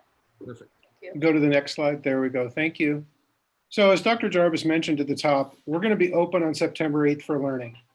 And we're going to be bringing in as many students onto campus for in-person learning as we can safely do so with this dialed approach. If you see in the guidebook, it describes 6 different stages, from stage 1, which is fully closed, to stage 6, which is fully open. And then there's 4 stages in between, which range from small high needs groups, student groups, to about half the student body on campus for in-person learning.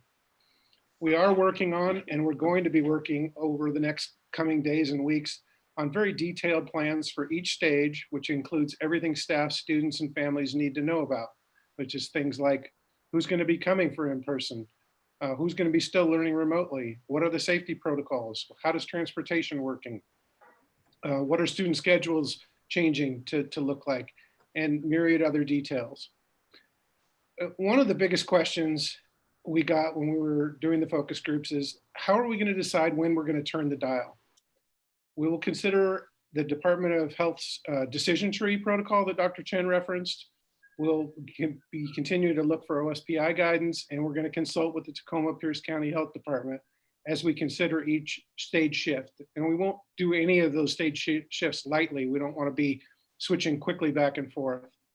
The other question we got at the focus groups was, well, are we going to get lead time? Are we going to know when you're going to shift? And the answer is yes. We're not going to put out a notice on a Thursday night that says we're moving to another stage on Friday. We're going to give adequate lead time so everyone will be ready to make the shift. And we will have done the plans ahead of time, so there's not going to be surprises. I'm now going to throw it over to John Yellowlease, our Executive Director of Student Services, to say a few words about stage 2. Thank you, John. So yes, based on the current guidance, we're working on a stage 2 plan that includes limited in-person instruction and services for small groups of students with the highest needs. And one example of students in that category, as already referenced tonight and in the guidance, are students with significant disabilities. So we're defining what that means for stage 2, as well as defining what constitutes a small group. We have some updated guidance on that as of today, what constitutes limited in-person services, and then all the associated protocols regarding in-person learning, as well as the necessary health and safety protocols that go along with that. So as we develop the stage 2 criteria, we're looking forward to collaborating and planning with staff who may be involved in providing these initial in-person services in order to seek their input and their expertise, as well as connecting back with families. And we look forward to welcoming some of our students back for some in-person services in September as we go through this process. Thank you, John. As you heard Dr. Chin mention, he talked about, that we had a conservative plan and we could bring some additional students in, and we are planning to do that. Our goal is to bring as many students on campus as is safe to do so. And we think as long as the virus conditions continue to gradually improve, it's our intent to move into stage 3 as we open school. And stage 3 is bringing in small groups or pods of 5 or fewer students onto campus. Obviously, with stage 3, we're going to need to develop a detailed plan for everyone, staff, students, and community to see so they understand what stage 3 means. And we're going to be working on that and communicating the details over the coming weeks, days and weeks. Next slide, please. Thank you. So the most significant changes in the guidebook from what we last presented to you are really about more detailed schedules by level. So I'm going to speak briefly about the elementary schedules, and then Dan's going to speak about the secondary schedules. What I really want to emphasize with the elementary school schedules is that the template that's in there, the district schedule template, gives broad outlines of what an elementary day would entail. But each school will be building and communicating with you building-based schedules, which are going to vary from that template to account for the variations of size, staffing levels, and community needs for each school. We've heard loud and clear, especially from our focus groups, that there's a lot of challenges around a schedule that requires a young student to be at a computer for significant chunks of time, and it's not even advisable for young students to be on the computer too much. And then also on the computer during the day when parents may be at work. So we have to have a template schedule that's flexible enough to work with that. So we are going to be working to build in that flexibility so that those students and families have some options. There'll be more communication coming soon about how this is going to work. Dan? All right, thank you, John. And again, I failed to introduce myself when we started. I'm Dan Gregory, Assistant Superintendent. I worked with the secondary folks on putting together a secondary schedule. You have probably viewed that, or you have viewed that in the guide. And what you'll notice in that schedule is, in terms of academic periods, every Monday, Tuesday, Thursday, and Friday, there are, on each of those days, there are 3 academic periods on an alternating A-B schedule, with periods 1, 2, and 3 on Monday and Thursday, and 4, 5, and 6 on Tuesday and Friday. Those are lengthier periods. They're 65 minutes long at the middle school level, and they are 70 minutes long at the high school level. You will also notice in there that there is specific time set aside for social emotional learning. Portions of the flex period at the middle school level, which occurs every Monday, Tuesday, Thursday, and Friday, will be spent specifically on social emotional learning. And portions of time during the 1 week, let's call it kind of a homeroom period on Wednesdays at the high school, will be spent specifically on social emotional learning. Please know that the overarching goal is to weave some of the concepts that we've talked about in our MTSS work around social emotional learning within the school day as well. But we do call out those specific times for social emotional learning specifically. You'll also notice time in both the middle and high school level set aside for teacher-directed independent learning time. That teacher-directed independent learning time can be screen time, or it can be time away from the screen where students are working on group projects, on individual assignments, doing the work that they can do away from the synchronous time with the teachers on Zoom. Portions of those you'll see you'll see that they are coupled with office hours. The office hours that are linked to those are times when teachers will be available to students to answer any questions and help on any of the items that students are struggling on. You'll also notice targeted intervention time, and most specifically that occurs on Wednesdays. That is time where we specifically want to not allow students to generate the interest in the questions, but we want to require as much as possible students to join us in small groups. That might be individual populations, similar to what Mr. Yellowlees talked about. That might be a small group of students who struggled on a test with a teacher, so it might be very well teacher generated to support specific groups of students. As Mr. Helwick referred to earlier, we might see those groups meeting on Zoom, and if they're small enough, we might see them returning to campus for that individual or small group work as conditions allow. Just to add a couple of things as we get ready to shift from the highlights to the feedback pieces, Dr. Jarvis referenced some changes or additions that will be made. I believe we're going to provide you with a sheet on those. But just really quickly to cover those, some of those things that we've talked about are the addition of our non-discrimination statement, the addition of a school year calendar. When it comes to the actual schedule itself, you may not see office hours on the high school schedule. It will be coupled with the teacher-directed independent learning time in the middle of the day.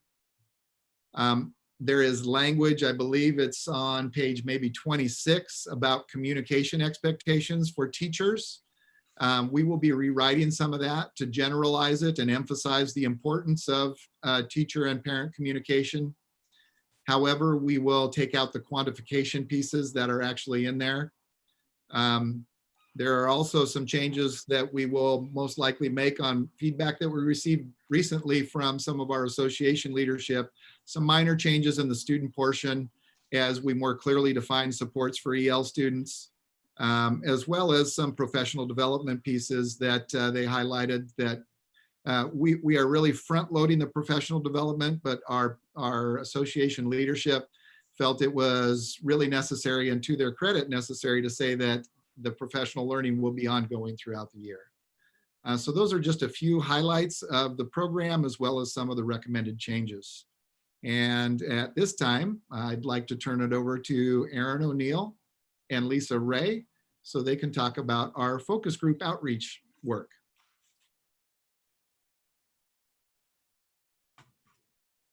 Thanks, Dan. Is Erin here? I don't know if she was having some technical difficulties. I will. No, we're all set, Lisa. Okay, good. Thank you. And thanks, Board of Directors, for having us tonight. We've sought input on our plans, as you well know, since really March, and our plans have changed. But we also wanted to share with you the history of that feedback, which you can find in the guidebook on page 4. Since you met last, the course for us has changed. We knew we wanted to gather more information, input, and frankly, reach out to our staff, to our students, and to our community. And we designed this in a way of focus groups. And the reason we did that instead of a Google survey is because we know what we're all facing. And frankly, we wanted to be mindful and emotionally responsive to those that we serve. We scheduled 3 focus groups for certificated staff and 2 for our families. The registrations quickly reached capacity, and in response, we added 2 additional family focus groups. We also held 1 student focus group of kids from all ages and expanded the registration caps for each session in order to outreach in a better and stronger way. As a way to gather specific information in a way that in an environment that you all know is pretty emotionally filled, we structured the focus groups to have whole group, some journaling, some breakout small group sessions so folks could visit with each other, and then large groups share out. The focus groups each had a facilitator and a co-host to monitor admitting people, to monitor the chat, and to keep us really on task for the focused information we were seeking. Because we wanted a safe environment, we did not record the focus groups. However, we did ask for a final Google survey for the opportunity for all of our participants to give answers to all of the questions we were asking, knowing that I think our largest focus group was over 100 or nearly 100. We couldn't possibly hear from each person. We wanted to offer a way to gather feedback in written form also, and you're going to see the themes that we reached across students, staff, and our community here in a little bit. And then I want to share with you we had a little Petri dish this summer with Summer Satellite Academy, where 5 of our teachers and about 80 of our students participated in a semester long, within 13 days, remote learning environment. We debriefed with teachers quite often on things that were going well. Today we got the opportunity at the very last hour of the class to debrief with our students to find out what went well and what more support they could, that would have helped them be more successful. And just some highlights, we had 98% attendance throughout the course. All of our students passed with a C or better. The community, our students, our families were very responsive to sharing with us the needs. Our technology department was very responsive to figuring out how we could do things to help our students be successful.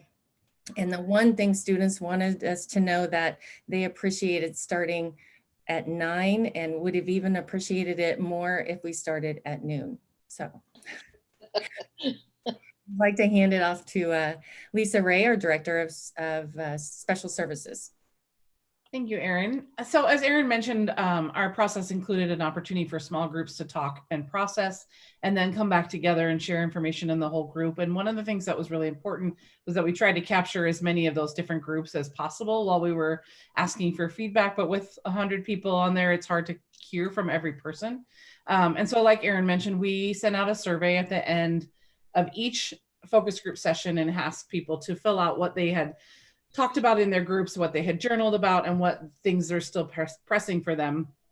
Our team's going to go ahead and share that with you, but I just wanted to point out that we have collected all of that survey data from across all 8 of those groups and compiled them into themes and looked for those things that just kept coming up and places that still needed more clarity and opportunities for us to find commonalities. We obviously will continue to look at that feedback and process it more and look for pieces that we've missed, even small things like, could we have this schedule in paper format or things like that? So there's little things that we can do just based on that feedback, but more we're looking at those themes that we can help clarify and refine and make more appropriate and flexible for families. So I'm going to turn that over to our team. I believe John and Dan are going to take the lead on the next one. Thanks, Lisa. So that first area around the dials, we got a lot of feedback about the dials process. And as I mentioned before, a lot of those questions were around how are you going to know when to turn the dials? And I mentioned some of the metrics in the different organizations we'd be looking to for guidance for that. But that really important piece that they were asking about is make sure that we have lead time, make sure that we know well in advance of a shift in the dial so that we're prepared for it. So that's going to be something we'll definitely keep in mind. Also, as I mentioned, we have a plan for following all of those key agency guidelines when we make those switches. So really the communication is going to be a key piece, and making sure that there aren't any surprises and that we're not doing things too quickly. Dan? Thank you, John. When it came to the remote learning part of the guide, and we gathered some of this information prior to the guide actually being in the hands of staff, but the common things that came up were ones that came up really regardless of whether they had the guide or not. And one of those that very much rose to the top was both flexibility and structure. The structure within the schedules that are in the guide was a very welcome addition to some families based on their experience in the spring. So that structure piece and that structured day, people were hungry for that.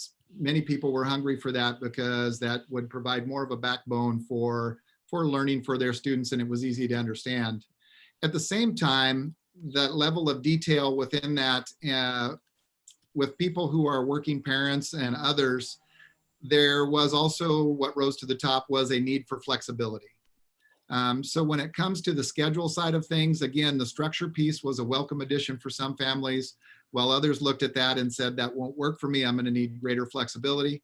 Mr. Helwick referred to that earlier when he was talking about what to do with the elementary schedule. And those were primarily elementary parents and oftentimes elementary staff members as well, although it does hold true across all grade levels. The other piece around flexibility and structure and balancing those two is in the delivery of instruction. And as people looked at that, Mr. Helwick referred to screen time before. There were some concerns around differences in age levels. Obviously, a 5-year-old in kindergarten is going to need a different kind of delivery of instruction than a senior 17-year-old who's in an AP calculus class. We might be surprised by some of the things that might be effective with both of those students, but again, there are some differences in how we need to deliver instruction. Also, differences in terms of flexibility of delivering content, whether that's a more academic course or a physical education course or an art course. There was a strong understanding that the delivery of that instruction would need to be flexible. The other thing that rose to the top was equity.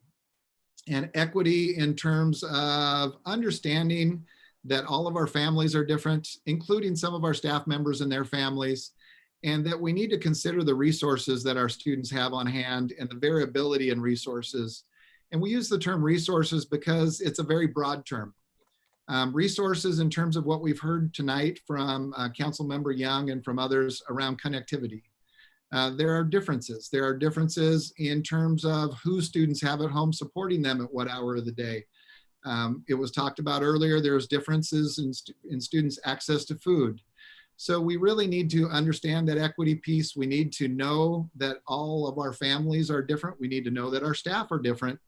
And we need to, tying it back to the first bullet, work with that in a flexible manner. And really, the definition of equity is not giving everybody equal things, it's giving everybody what they need. And so we really need to focus in on that. And I will compliment our parent groups because several of the parent groups really identified that as a need, not necessarily for themselves, but an understanding on how they interpreted that we would need to support the broader community.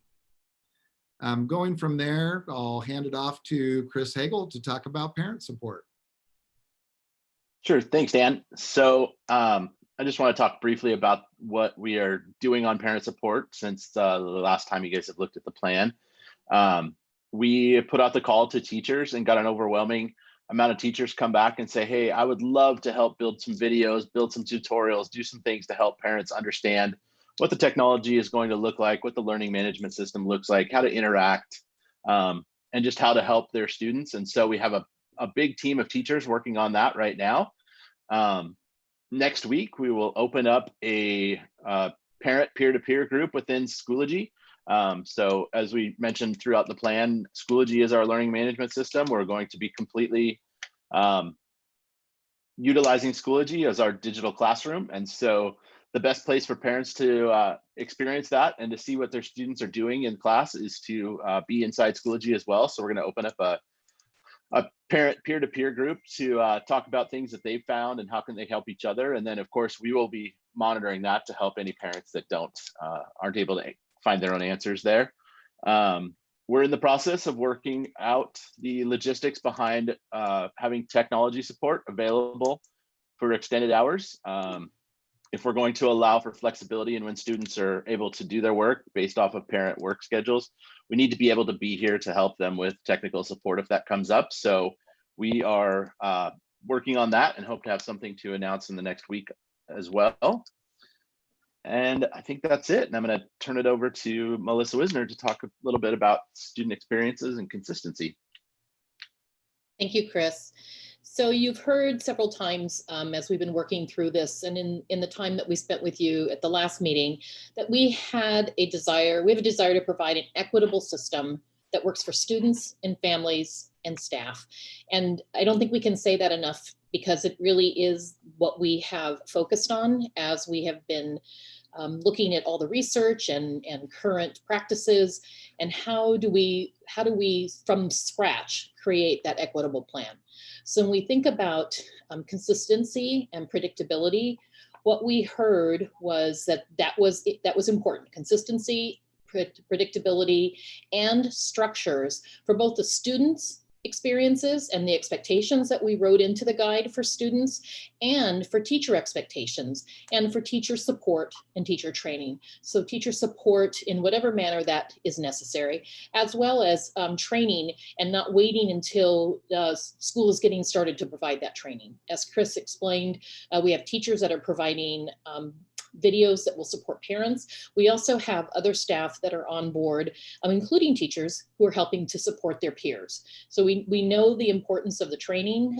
We learned a lot in the spring, and just like we do when we're in a face-to-face situation in a brick and mortar building, we're going to continue to monitor and to adjust. And we are all I believe in continuous learning. And so we're just going to continuous improvement. So we're going to get better and better as we go through this, based on the experiences that are shared with us by all of the groups that we spoke with, the teachers, the parents, and especially the students. Voice is critical in us being able to continue to improve. One comment that I found very interesting was from the student group, and what this young lady shared with us very eloquently was she didn't want maybes. She was looking for answers. So, and we heard that over and over from parents and from teachers. So again, I'm going to repeat that consistency and predictability around structures. All right, I'm going to turn it over to Brooke Finnegan from our communications department. Thanks, Melissa. So I'm just going to talk briefly about the last bullet point on the slide. As a major theme between focus groups with staff and families and students alike, they really were interested in looking at the consistency and predictability of communication across the system. So I think all of the groups together really wanted to make sure that different than maybe what happened to them in the spring, the communication was really full, from parent to family to student, and just every group was just wanting that communication system in place. The other thing that we had heard is that the mode of communication, they wanted to be predictable and consistent as well. So being able to know, okay, I go to Schoology or Remind, how am I going to get that information, and how am I going to be able to talk to my teacher or families was a major thing that we found in the focus groups as well. Thank you, Brooke. Next steps. As we get started on this part where we're going to talk about turning the work over to the buildings, I think it was mentioned earlier, and I just would like to start with, we've already done quite a bit of that, and we've got just a fabulous group of building administrators who we've been consulting with this whole time. And so Cabinet is making this presentation. The plan has not been put together without the consultation with our building administrators, and I know many of them reached out to either their teacher leader teams or their whole staff as we went through some of this as well. So just my compliments from the group here to our building administrators. But as we go forward, it is time to turn this work over to our school buildings and let them action plan around it. One of the first things we're going to meet tomorrow morning on and start to talk with building administrators about is communication and outreach about welcoming students and families back from the building level. We really want to turn that over to the buildings level, personalize that, and let our building administrators, their teacher leaders, and their staff run with that. We then will be discussing about the implementation of the Reopening Peninsula Schools Guidebook at the building level. Those discussions will be around the delivery of instruction. That will include turning some of that flexibility work over to the buildings and having them figure out how it is that they will best meet the needs of their families. We'll also talk about student work and expectations and how we want to structure the use of that independent learning time. If individual teachers are doing that, then that could become difficult. So we really want building level plans, and we really want teachers and teacher leaders to be involved in those discussions, and we'll be turning that over. We've talked a lot about social emotional learning. We've got a very good start into that over the last several years, especially last year with our MTSS groups, but there's still quite a bit of work to be done there. And we'll be turning that over again to our buildings to work not only by individual building, but by levels in terms of what they want to accomplish and also what support they need to make that happen. The last piece we'll talk about there is those targeted groups for in-person learning.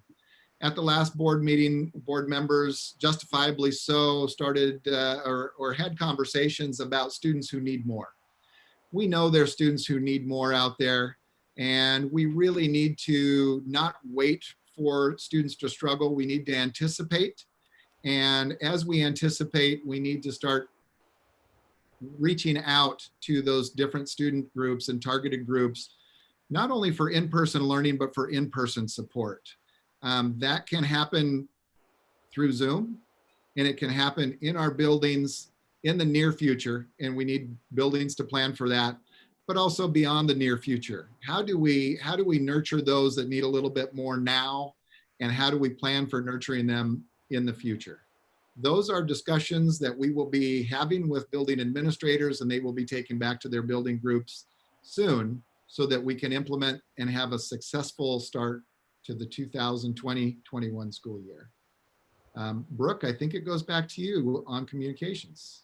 Yeah, thank you. So we are coming to towards the end of the presentation, and we wanted to present on just an overview of our communications plan on how to gather all of this information and make sure that it is communicated to staff and families in a meaningful and transparent way. And so we have, as you know, designed the Peninsula Schools Reopening Guidebook and are planning on updating that as needed. We also have plans once we are able to go back to more in-person learning to add additional information for safety protocols and some of those items for keeping students and staff safe when they're in the schools. We will be translating the guidebook into Russian and Spanish languages and getting those posted as soon as it's finalized. We will be launching a reopening webpage that we are going to think of as a resource hub. So on that page, we'll be linking to meal service. We'll have the parent resources that Mr. Hagel talked about earlier. Everything will be right on that webpage, and that will also be sort of a living, breathing webpage that we'll update often. We'll put FAQs there and you know, tech support links and all kinds of things there so that parents and staff can just go to one place. We will continue with district-wide messaging to staff and families with updated information, produce some informational videos. We will maintain the website and social media. And then we're also here as the communications department to support schools in their communications to families. So as schools start communicating more, we'll be here to help support them.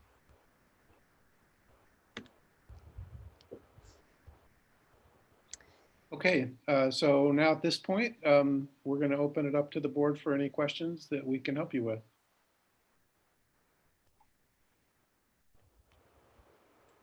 I know that there will be board comments and board questions, but I think the order of our meeting is that we are going to open it up to public comment first. And so with that, we now will be hearing public comment. All commenters that have pre-registered according to the instructions in our published agenda have been placed in an online waiting room and will be allowed one at a time into the meeting to speak to our board up to 2 minutes each. We will allow for up to 1 hour of comments. We ask that each person wishing to speak to the board identify themselves for the record before sharing their comments, and that comments are not personally directive, abusive, or obscene. Please note that this is an opportunity to share your thoughts with the board, and the board will listen but not engage in dialogue or offer a response. Thank you for respecting these guidelines, and I will ask the first person, and it is Keegan Tasker. David, do you have, before you go, David, what's Hey, up? Deb, when their 2 minutes are up, could you let them know? I'll just give you the thumbs up. Because you asked me to keep time. I did, and I How had would a you like to timer do up. that? I had a timer up, but I will, I'll If you go want on. to do it, you can do it. You want to do it or me? I've got it. So, Okay. thank you okay. for clarification. Okay. All right, Keegan.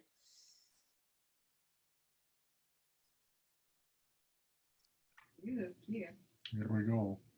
And Keegan, you're on mute. Hi, everyone. Am I able to use my video or not? You can if you'd like. Okay, well, I guess that's taking up some time. So I'm here, for the record, my name's Keegan Tasker.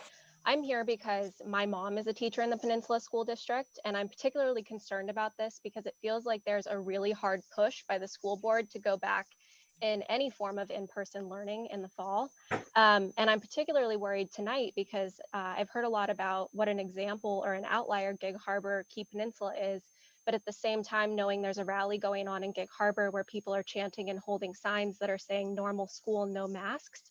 And, you know, I'm hearing the school board say a lot of things like, we're going to live with COVID.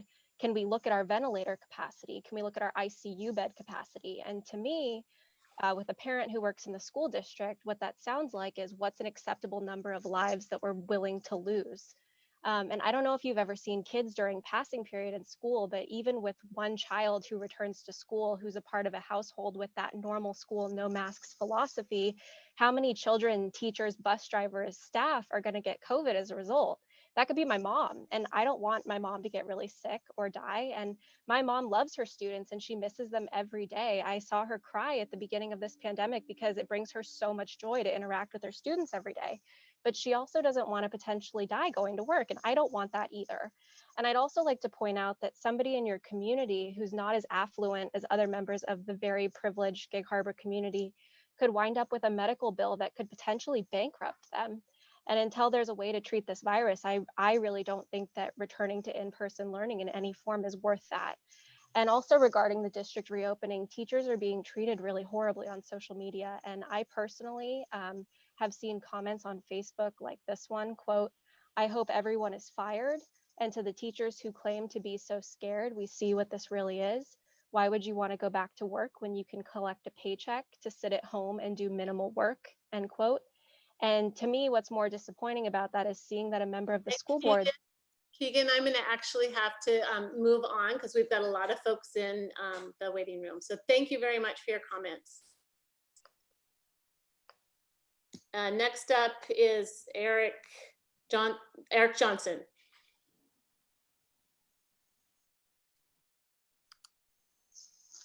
And Eric, you're muted. Thank you. Can you hear me now? Yes, we can. Thank you. You know, it sounds like I appreciate the fear that people have because nobody wants to die, right? I mean, who wants to die? But let's look at it this way. People are in Albertsons working. People are in daycares working. Life is going on. But life cannot go on for the 30% of the people out there that cannot make online education work for their family. And I urge this board to think about those families that will not be able to make this work. Think about the families, the single mom out there who reached out to us, who said, I can't make this work for me.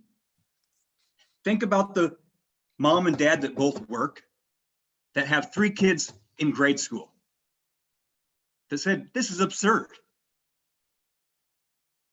I appreciate all the efforts that you made in developing a system, but you know what? That plan that you have isn't going to work for the majority of people. We can't invent the wheel to try and educate. We have a school system to educate. We have essential workers. Teachers are essential workers. I love our teachers. We have the best teachers in the state. They belong in the classroom with our children, with all those kids that need them. I want you to think about the increase in suicides, the increase in drug overdoses, the child molestations, the increases in. And Mr. Johnson, thank you very much for your comments. We are going to move on. And I believe our next person is Jen Bunch, but I don't know if that's, oh, I'm sorry, Teresa King. Oh, also not here. Some people have dropped off, so we're going to the next people. I have these people on my phone. Okay, well, If I could just share my screen. You can just go ahead and pass the baton. I've got 2 minutes and we're going. Okay, well, I'll speak for. Actually, we'll have to Jen Bunch or Teresa King. And our time is going. I was told that I'd be able to share my screen.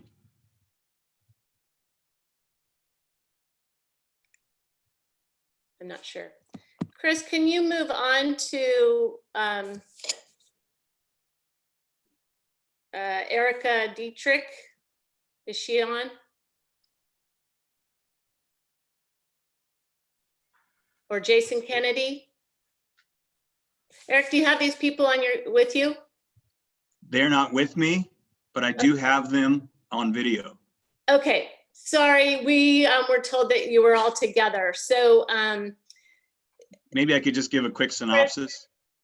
we're gonna limit 2 minutes per person just because there's a lot of other people. So Chris, if you could go beyond, I don't know if you can figure out the next person in line, please.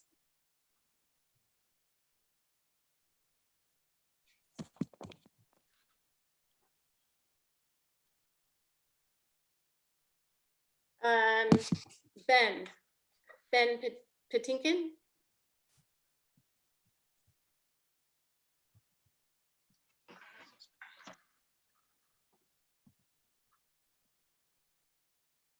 Ben, you've got 2 minutes. Okay, thank you. First, thanks to 4 of you for following science and not science in your decision making. Remote learning, however painful, is a necessary evil right now. It's not about fear, it's about what's doing right for the entire community, not just the schools, but our community as well. Because it's not just death, it's long-term disability. It's a potential for future spread in our community. Not just among our kids, it's amongst our teachers. I hear people say that we need to bring them back to schools. I ask, how many teachers are we willing to let die, get horribly sick, because we say this experiment isn't going to work in terms of remote schooling? A classroom with kids is not Albertsons. Our kids do not spend 5 hours a day in aisle 5. They do in a classroom. It's also our community. Remember, demographically, our community is older. Open schools in the middle of a pandemic puts our communities at greater risk. We do not live vacuum. Just look at what's happening in Florida, in Georgia, in Texas. Look, schools that literally just reopened are now closed. Thousands are quarantined, many are sick with a deadly and dangerous disease. Reopening our schools invites this disease into our schools, into our homes, and into our community. We are a community. In a community, we watch each other's backs. We collectively work together and struggle through hard times to make it to better times. Reopen schools and we'll turn our backs on our community because we decided to put our own personal situations ahead of the collective good. We will see more of us get sick. We will see more of us die. Let me ask what Dr. Chen asked you. How many deaths are you willing to accept? 2, 4, 10, 20 more? You voted to make those deaths possible if we return back the clock. And Ben, I'm going to leave your comment there. Thank you very much. Next up is Addison Richards.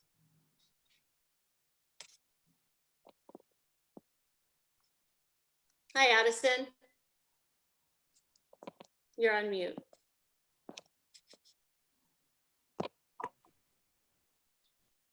Good evening, board members, members of the school district, and community members. My name is Addison Richards, and I live here in Gig Harbor. I grew up in Peninsula schools, and I have a mom who teaches in the school district. I'm a graduate of Penn High. My 10-year reunion was supposed to be tomorrow. It still feels like high school was not long ago. I played trumpet in the pep band. I also still remember the Prairie Fight song. As much as many of us associate the start of fall with football, it's the start of cross-country season for me. Right now is the time when the summer miles start to count. I can't imagine feeling comfortable doing any of those things right now. Singing, playing trumpet, or running in groups of people. I can't imagine doing calculus and hearing someone cough. And that's because we haven't committed to containing the virus. We've been divided. We've been in denial. We've been justifiably wrestling with the impossible decisions we have to make. The teachers I know don't exactly like teaching from a computer. They also don't want to get sick. They don't want their families to get sick. They don't want their students or their families to get sick, to get hurt, or to die. By changing course to bring kids back to school now with case numbers increasing, we risk even more damage to our community. By bringing kids face-to-face now, we discount our community's resilience and courage and generosity. What we need right now is resilience. What we need right now is courage. What we need right now is generosity. What we need right now is compassion. What we need right now is grace. What we need right now is clarity. What we need right now is to stay the course and to begin this year with distance learning. What we need right now is to understand that we are a community and we can continue to face this moment and we will overcome this moment. And though now we see through darkened glass, when we do overcome this moment, we will be back to singing, we will be back to playing trumpet, we'll be back to running together face to face. Thank you very much for your time. Thank you very much. So before I go to the next person, Tanya, if the folks that were in with the Eric Johnson, I know you have their names, I don't know if you can reach out to them and get them the link, because I'd like to hear their comments as well. Chris, let's see, I'm sorry, Katie Russell. Hello. My name's Katie Russell, and I have a third grader starting at Pioneer. And I just want to say thank you to the board and the PSD staff for all of their hard work and commitment to our students and community. I came on having this big speech planned about making sure that PSD is reaching all the students and having safe places and everyone and Art listened to the focus groups and are making those changes. So now I don't have to do my big speech. So also just with that, I would love to add encouragement to make sure that we're following other school districts footsteps as they are starting with school supplies for all of their community members to come and pick up. Because those used to be provided in the classrooms by the district or by other families that would buy extra supplies. So I hope that we will be starting to see that soon in our school district. And also with meals, making sure that we're not just having meals at stops at the schools, that meals are also being delivered to bus stops and to communities, because a lot of our community can't get to schools during the day to pick up lunches and breakfasts and dinners. So that's my 2 cents. Thank you again for listening to the focus groups and making those changes. Thank you, Katie. Next up, we have Tim Tober. Did I say your name right, Tim? I'm sorry. Torber? Hi, can you hear me? Yes. Oh, hi. Is it Avery? Yeah. Hi, Avery. My name's Avery Turber, and I was born and raised in Gig Harbor, Washington. I am a mom of 2 kids. My oldest is going to be a first grader at Pioneer. Education is essential. This is not a question. This is not a debate. This is a statement in which there are no arguments. PSD's Remote Learning 2.0 fails my student. Your mission states the success of remote learning for each student is based on 3 individuals working in partnership: the student, the teacher, and the family member. This is a bold assumption. I'm a full-time working parent. I'm a nurse manager at a local hospital and help to manage 50 critical care beds. How do students of dual working parents make this work? Which brings me to my second point, equity. Some families may be able to afford somebody to come into their home and facilitate learning. This is not an option for all of your families. My ask of you guys, repoll your district. In June, 70% of families wanted their kids in the classroom. This may have changed. We may have smaller class sizes that are manageable. You also have to know, do each of your students have a family member or somebody that they can pay to facilitate learning this year? Once you know the numbers, make a plan, get schools ready. Your community supports you. Ask them for help. We need plexiglasses in between desks and at tables. You need sanitation stations. You need your PTA to get volunteers in there to help with masking compliance and temperature checks. Families must decide what's right for them. It's not right for every student to be in the classroom, but it's right for some. Repull, mitigate risk, and let families determine what their risks are and where their kids are going to be safest and best cared for this year. Thank you. Thank you very much. Perfect timing. Next up is Jessica Miller. And before you start, Jessica, just checking in because I think some of the folks that had signed up earlier are back on. So I'm sure they're in the queue now. Thank you. Jessica. You're on mute.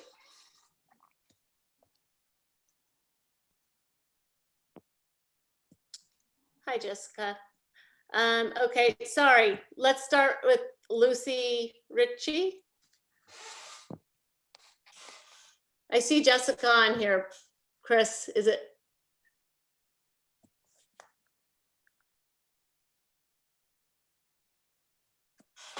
Sorry, am I messing up here? Okay. Is Jessica Miller on? Is off. Okay, I believe some of the other folks had come back on potentially, Chris. Is Jen Bunch or Jason Kennedy on?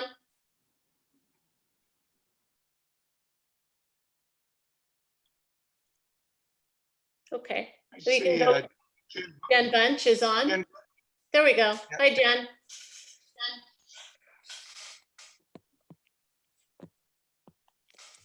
And she's muted, and as soon as she's off, she can start.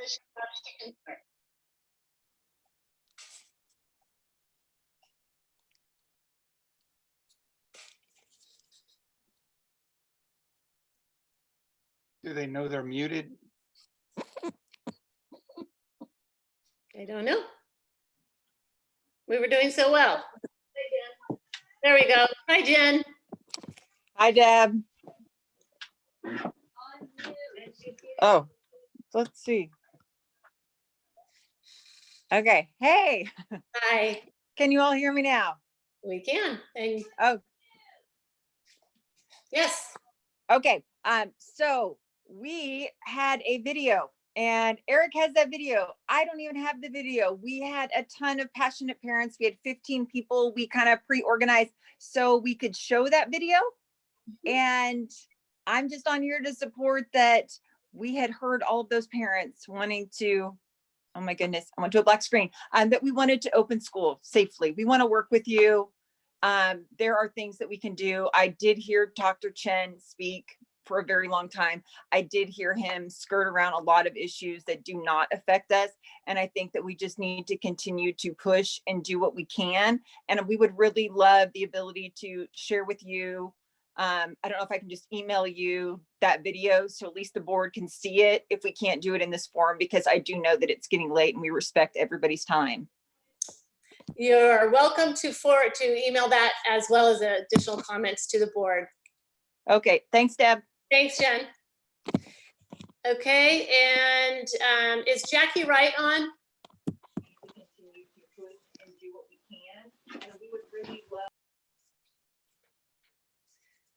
Nicola Wright, Jackie Wright? Okay.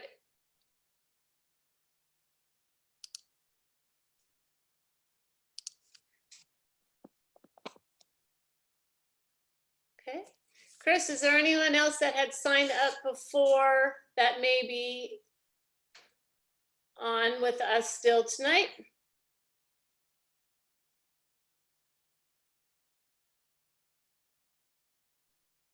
Okay. I think everyone that has signed up for public comment has had the opportunity to speak or that has left for the evening. If there were comments that were signed up that we're not able to share tonight, please email the board so we can get those to the board for review. With that, I am going to close the public comment section, and we as a board need to go back, considering all that we've heard tonight, and ask questions of the district on the reopening plan before us. So with that, who would like to go first in commenting on the plan before us? Anyone? Well, okay, just before is it someone, Chuck? Sure. Okay, thank Sure. you. So thank you for the plan. You guys, there's a lot of work that went into that plan. I can see it's still changing, and it will undoubtedly, the first day of school, you'll have to change something again. How quickly can we morph, I guess, from how quickly can we change that dial is my question to you. Can we do that week to week, or is it something that's going to have to be figured on a semester-like basis? I guess that's my question. So I talked about the dial, so I'll take a shot at it. What we do want to start in stage 3. So that's already kind of turning a dial from where we talked about starting in stage 2. We don't want to move so fast that we have to whip back and go backwards and give everyone whiplash. So we do have to be careful about that. But I do think it's our intent, watching those numbers closely and working with those metrics that we talked about, to, as soon as it's safe, get the plan in front of people, give them lead time so they know we're switching, and move it along. Yeah, I think the plan is great, and like I say, you guys are working hard on it, and I can see that. And I see you've already taken some of the input that's been given very recently and tried to input that. And you're going to have to morph again as we move forward. I'm sure you're going to have some issues. I'm looking at the numbers that Dr. Chen talked about that's on the health department's website, and I can see we've come over that crest and we're coming down. So I kind of anticipate that we're going to be quickly trying to move into the next phase on the dial. So that's really more of a comment, I guess. Just to add to John's comment, we did get some feedback from families also that they need time to adjust. Yeah. And so if we are making a change, and I'm making a change in childcare or something, if I'm a family also, but yeah, Chuck, I wouldn't say a semester. We're trying to frame that up to say how quickly can we do it and how much lead time do families need. Right.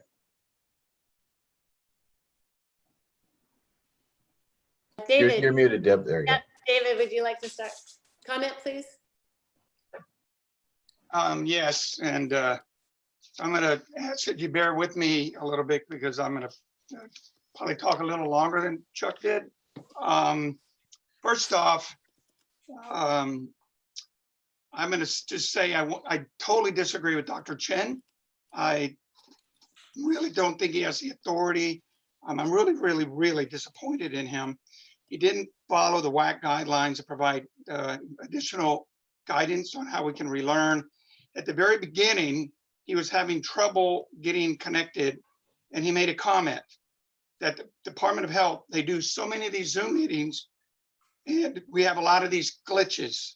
So it's sort of ironic that the Department of Health points out that they have lots of glitches on Zoom, and we're expecting 1,000 teachers or 800 teachers to train 7,000 students on Zoom and not expect glitches. I appreciate Councilmember Young being willing to help us get internet connection, you know, out on the KP. But I mean, even in my house off Reed Road, I sometimes have internet issues. And I just think that's gonna be challenging. Just my personal opinion, I disagree with Dr. Chen. So with that said, I just want to say that I have met with multiple parent groups about this. And I had one with a couple parent groups recently since they got the guidebook. And I'm going to reiterate what Chuck said, is that I know full well you guys work really, really, really hard on this guidebook. So I took notes from the parent meetings that I met. Many, not many, I'll say probably a third of the people that I talked to were teachers within the Peninsula School District. And so I took key topics. I'm just going to let you know what my takeaways were. You probably already heard some of them, but I just want to be the voice of the people within my constituency that I met with. And so show me a little grace here. I met with people that had 2 kids at Goodman and Goodman Gig Harbor High School. They're both parents. One's one works in Tacoma, one's a school teacher, and they don't know how they're going to be able to make this work because the amount of time that their younger kids are going to have to spend online, they just don't know how they're going to be able to. They're going to actually be online more on this guidelines that we're providing for the schedule for the elementary schools than they would have been in the actual classroom. And they don't know how they're going to make it work. Another parent told me that they can afford it from an equity point of view. They're going to pay $2,000 a month for a nanny to work 3 days a week because they have to work and they can't afford not to work. And they have no guarantee that the nanny will be able to successfully get those kids online and do all the work that they need to do for their remote learning. Another one had a daughter in Harbor Heights, said her daughter really struggled with the online learning. The daughter has to spend time next to the parent in their home office while the parent is working, doing their job, and having to, quiet their little daughter so that they can do their work that pays their bills. And they just don't know how they said their daughter really suffered emotionally and socially with that dynamic. Another one just made a comment that, let me find the next one, I apologize. They just said impossible class schedule. They would like to see if there's any way that the school district could maybe provide a homeschool packet for parents that just can't make it work during the day based off the guidelines the guidebook we're presenting.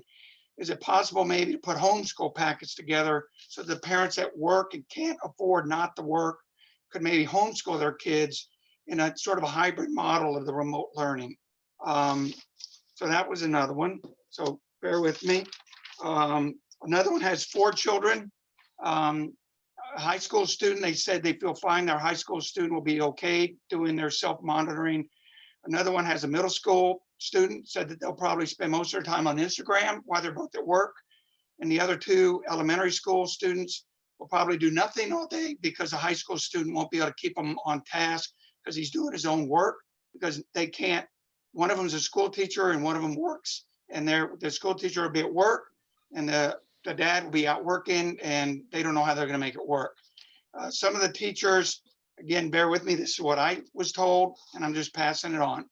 Some of the teachers said that there was a lack of professional development, and all they had was a webinar. They have no idea what they're going to be doing. Another one,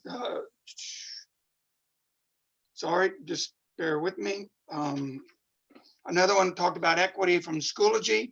Is Schoology going to be in multiple languages? Their question was, what about a student that comes home and mom or dad is working and they have a grandmother in a multi-generational home and the grandmother speaks Russian or Spanish? How will that non-English speaking grandparent be able to work with that kid, with that student, to make sure they get all their coursework done? Does Schoology have modules that are in foreign languages? That was an equity issue.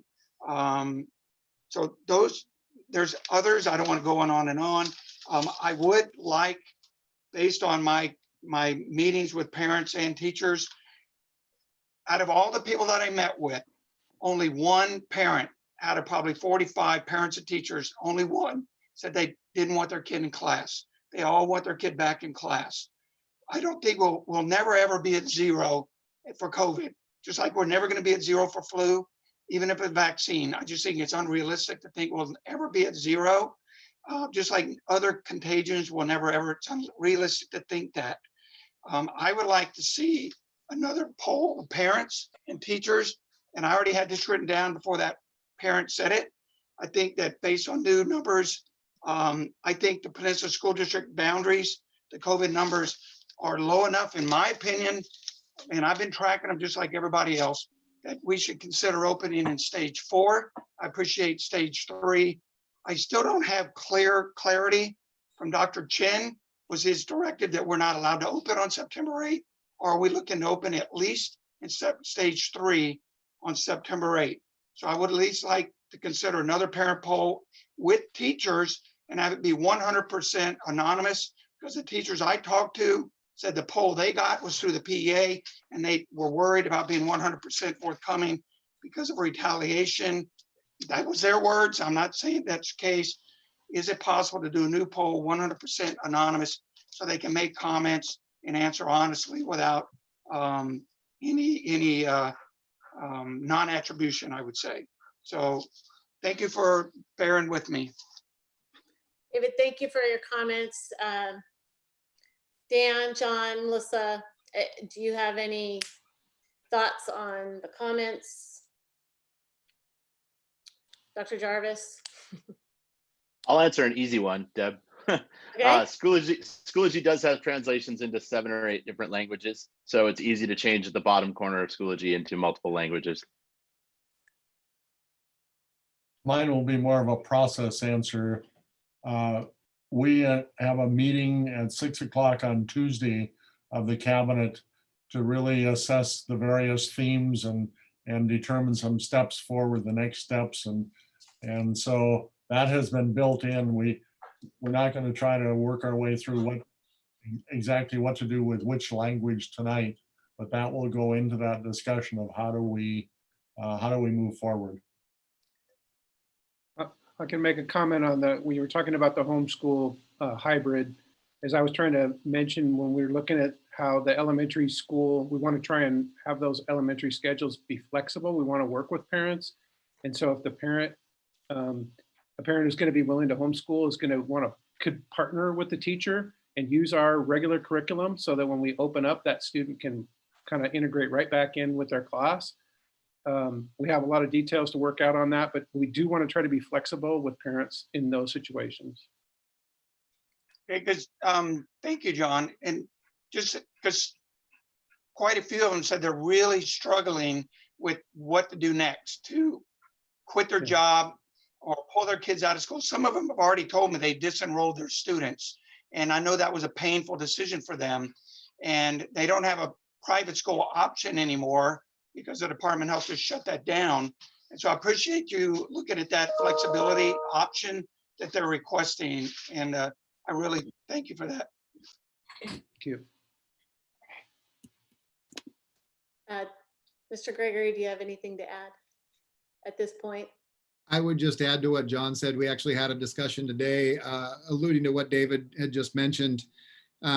As we work with buildings and build in flexibility, we, through our discussion today, will plan some outreach. Those students will likely no longer be in Power School, but we'll know who they are and we can make some phone calls and do some outreach based on the flexible schedules that we're able to build as we go forward.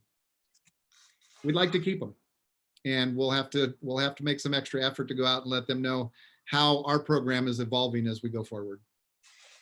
Can I ask a follow-up question to David's thought, the feedback that he got in terms of repolling our community? You know, I keep hearing that we had 70% of our population wanting our kids to go back in, and the timing of that was the end of June, beginning of July, which is the same time that there was a national poll taken that had 75% of the folks wanting to go back parents wanting their kids back in. By mid-July, that number nationally had decreased to a third. We didn't repoll, so I can't tell you what our community would have said, but the national number did drop from 75% down to a third of their comfort level and back into the schools. With that, I do think it is valuable to repoll, but I would, since Dr. Chen's letter is guiding us that we will open at stage 2 or 3, his letter actually says that we could open up at stage 3. I would like remote learning to be tested for a while, a week, 2 weeks, I don't know, so people can understand what they have and what their experience will be and if they can manage it, and then repoll. So that's just a thought of adding on. I support repolling so we can get a better sense, but would consider really testing out this remote learning plan, as well as the safety precautions that we're going to be able to build in to make sure our teachers are safe and the kids that are coming in pods are safe. And we've got some things that we need to work out. And I'd like to do that before the poll. Just a thought. Natalie or Lori? I'll jump on real quick. Again, I want to reiterate thanks for all of the work that has gone into this. Not just this plan, but the one that you worked on before, and the general public never got a chance to see that the in-person and online choice. There was a solid plan for when we bring kids back into school. So I think that that's something we'll be able to fall back to as we start ratcheting through these stages. But with regard to this particular plan, I guess my question starts with, well, maybe it's a comment. I see an online plan when I look at this, but I don't really see what happens with that daily schedule or what it's going to look like for when we start bringing kids back into the classroom. Because if we have most learners remote, but we're starting to move through stage 3 to stage 4, I don't see in this plan what it's going to look like either for our students, how they're going to be identified. And I know, John, you talked about those metrics, so I had a question about that as well, but how they'll be identified, how they'll be transported to and from the school, but also really what it's going to look like for our teachers. So if we have, moved to stage 4, 5, 10 kids in a classroom, but some still remote learning, are our teachers going to be running dual platforms again, which is something that we looked at even before the last model when we were looking at all these hybrids. So looking at those metrics, I know that John, you mentioned we're going to be relying on the health department and using those to guide us. And I know that that's where the numbers have to come from, but at some point, I think we have to say what that's going to be. And we talked about it for a really long time tonight. So are we using that case rate per 100,000 over X period of days? And not that we need an answer on that right now, but I think as we're planning this so that parents can make those plans, we need to put something down that tells them what to expect. And then really, how are we choosing who comes into the buildings and when, and how will they be notified? So really my questions or comments are about that transition period. So I think it's solid for all remote, but we're starting at 3. So who gets to come and how do they get there and all, all of that. So I just say, we spent weeks working on what was really now stage 5. And then when it got changed, we spent a lot of time, and John, especially in student services, working on stage 2. We have a meeting tomorrow to start building out stage 3. We're trying to keep up here. We're gonna continue to work and get ahead of the curve so that we have all the stages built out, and then we'll be ready for each time we need to turn the dial. Okay. I know that you will. I just have to get the questions out there because I understand. We're all hearing them. So yeah, good questions, Natalie. Lori, hi. Hi. Are we, I assume these comments are just supposed to be focused toward what the cabinet could answer regarding the, correct? Not just general questions. Questions about the reopening plan, because we'll be asked to make a vote on that later. So we did talk about this. I apologize if this is repetitive and it was also possibly discussed, but David just asked, and I think John answered about the idea of having a homeschool, that's probably not the best word, but some sort of a flexible option for at least the younger kids. And John answered that, but just my comment is I cannot honestly see how remote learning can work for families, for certain families with more than one child, with more than one parent working. I mean, for all the reasons that we've heard from many families, and I hear that from people. I hear what you're saying, and I could not agree more. Just being on this remote Zoom call for 3.5 hours is, I'm sure, becoming challenging for all of us, and we are adults.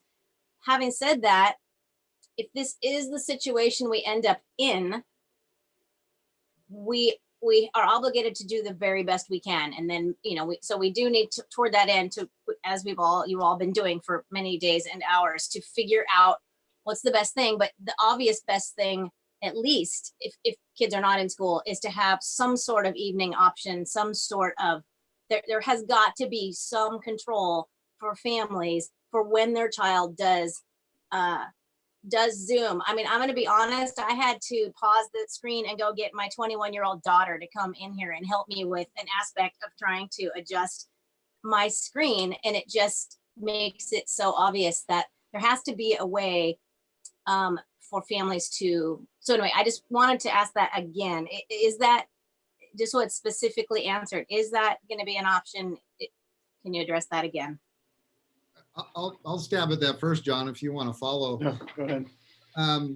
What came through in various conversations and a common theme was around that flexibility, Lori. And so as we discussed it, we really want to turn that over to the buildings now, and they're going to know their families best. And we may develop some kind of assessment so they can find out who's in what situation.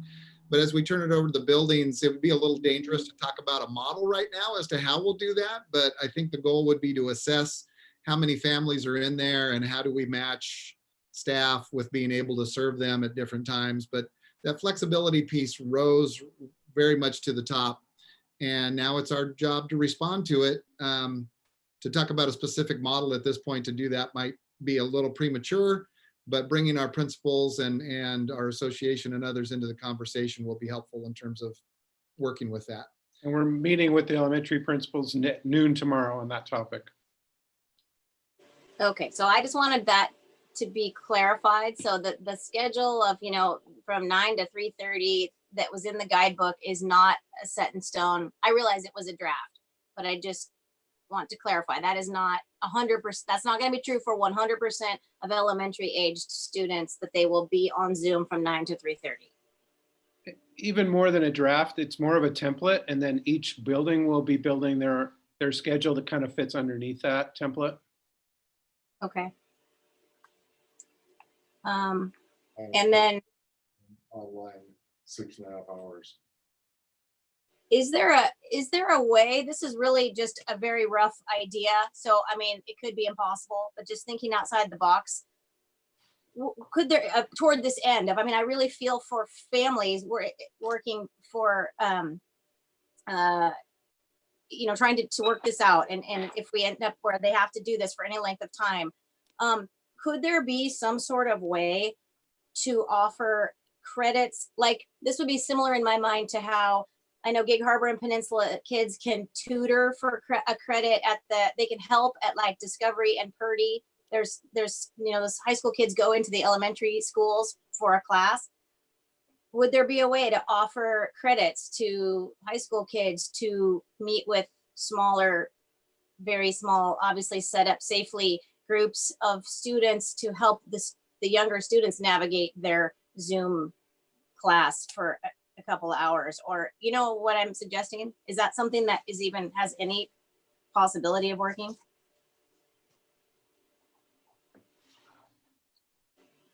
Can I just check?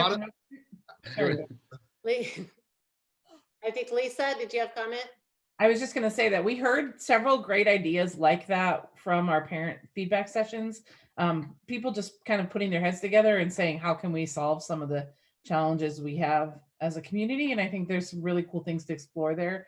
Obviously, there's details that we can continue to flush out, but we have heard those as well, and some really cool ideas on tutoring and partnering folks together to support technology for our little people and that kind of thing. So we have heard that, and also we're interested in continuing to flush out some of those as we get into those ideas. We want to take advantage of every opportunity we can, so we're going to try and make it work. Great, thank you. Someone else can ask a question. Okay, as everyone else said, I just want to open by saying thank you. This is a lot of work to put into this plan, as well as what Natalie said, the work that went into the stage 5 plan of bringing our kids back in a safe manner, and our teachers back in a safe manner. So thank you for all that work. I do appreciate that this draft is a draft, and assume it'll be fluid, and it will continue to change as we understand how we need to meet the needs of our individual students. So I appreciate seeing already the feedback that you're getting from teachers and parents and students are already being built into this plan, and this ongoing plan. So I appreciate all of that, and I expect that to continue. And I've got a gazillion things that we could talk about in terms of ideas. Like Lisa just said, there's a lot of ideas out there. We just need to put our head together. Some of the common themes I've heard from all of the feedback are, so I'll just share those, is I think a way to simplify the plan. I think right now it looks like parents have to be by the side of an elementary student all day long for 7 hours straight. And I just don't think that's going to work. I know it's not going to work for most families. So to simplify the plan, and it sounds like we're on our way to doing that, especially as it gets down into passing the plan down to the schools themselves and building what's going to be best for their community at each individual school. I love that there's training videos being developed, because I think we need to train our kids, we need to train our parents, we need to train our teachers, so that we're all ready and we understand how to use the different tools that we have and what to be expected. I love the idea of, again, simplifying. So as a mom, Sunday night, I sit down and look at my week and look at my schedule. It'd be amazing if I had that. I'm going to be having my kids learn at home now, to have a schedule for the week, to understand what's going to be on the kids' schedule this week, and when I need to be available as a parent, and when I can schedule my work and work while my kids are doing their independent work. So simplify the plan.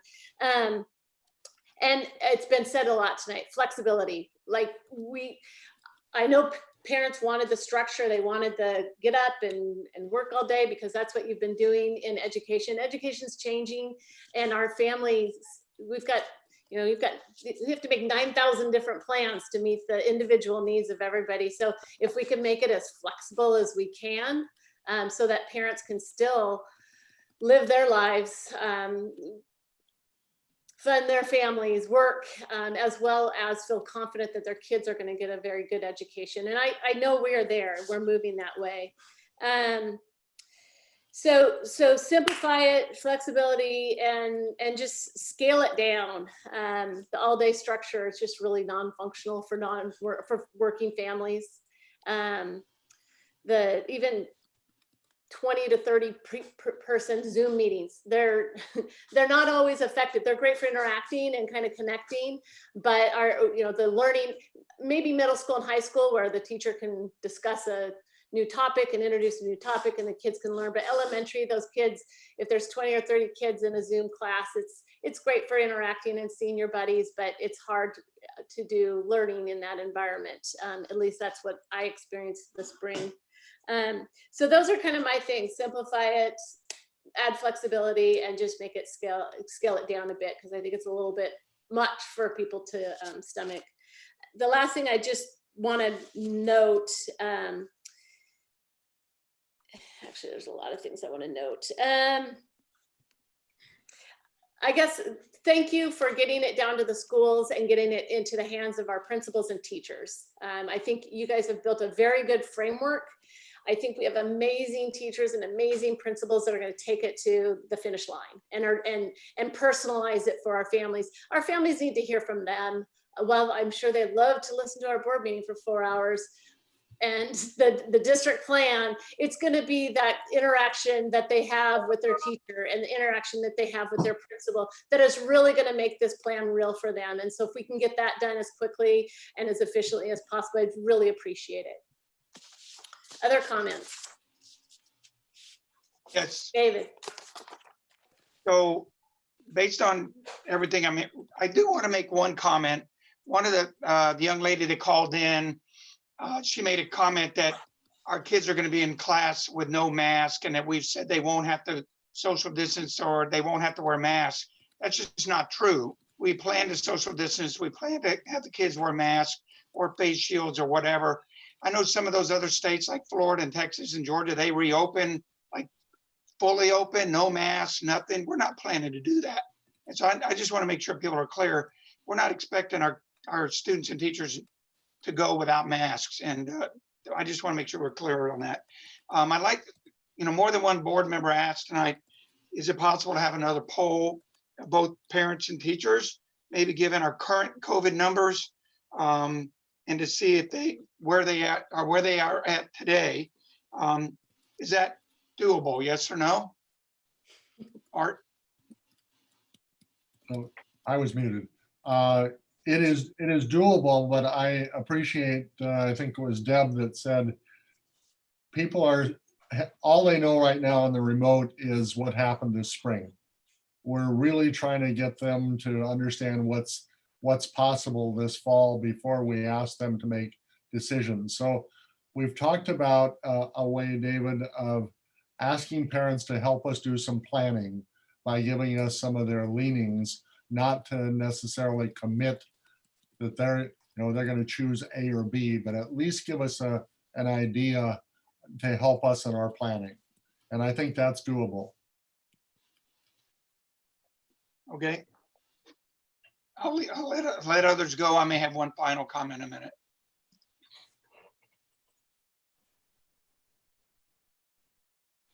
Anyone else at this time? No.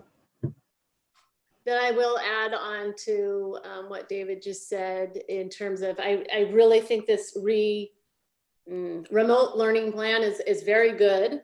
The other good work that you guys have done is more of the reopening plan, where when we bring kids back into the classrooms, if it's one person, it's 5 people, if it's larger, you've done a lot of work to put in precautions for our teachers to keep them safe, for our students to keep them safe.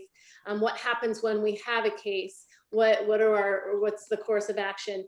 I think people need to understand that. So I would love that great work, like show pictures of what our safety precautions are going to look like. So if we could eventually build that into this reopening plan, because that really is a part of it as well. The remote learning is one step of an entire reopening plan. How are we going to keep our teachers safe, and when? Just more clarification on the dials and when we're moving them. So again, I love the remote learning plan, as well as I think the reopening plan can get built upon for this manual. Other comments? I just do have a, oh, go ahead. Natalie?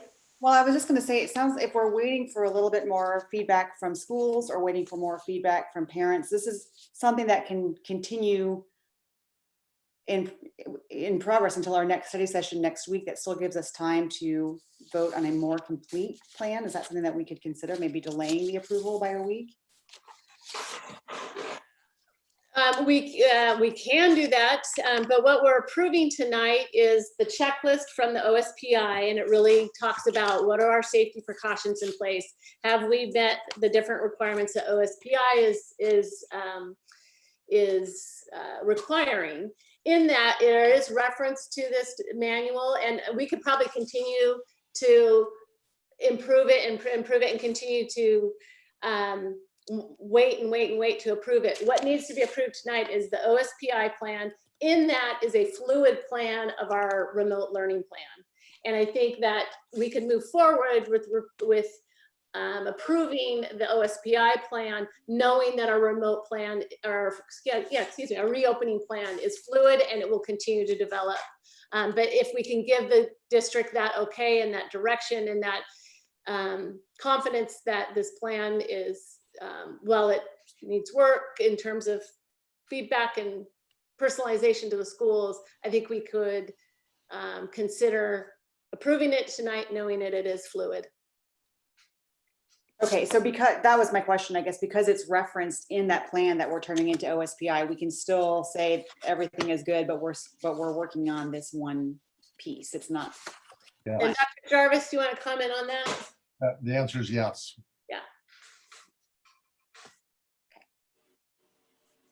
Good question, because I do think that's important to understand that this is not the done deal.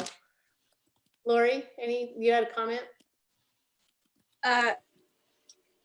Yeah, just sorry, I was just what did you just say about the specifically what we're voting on tonight? Just the OSPI.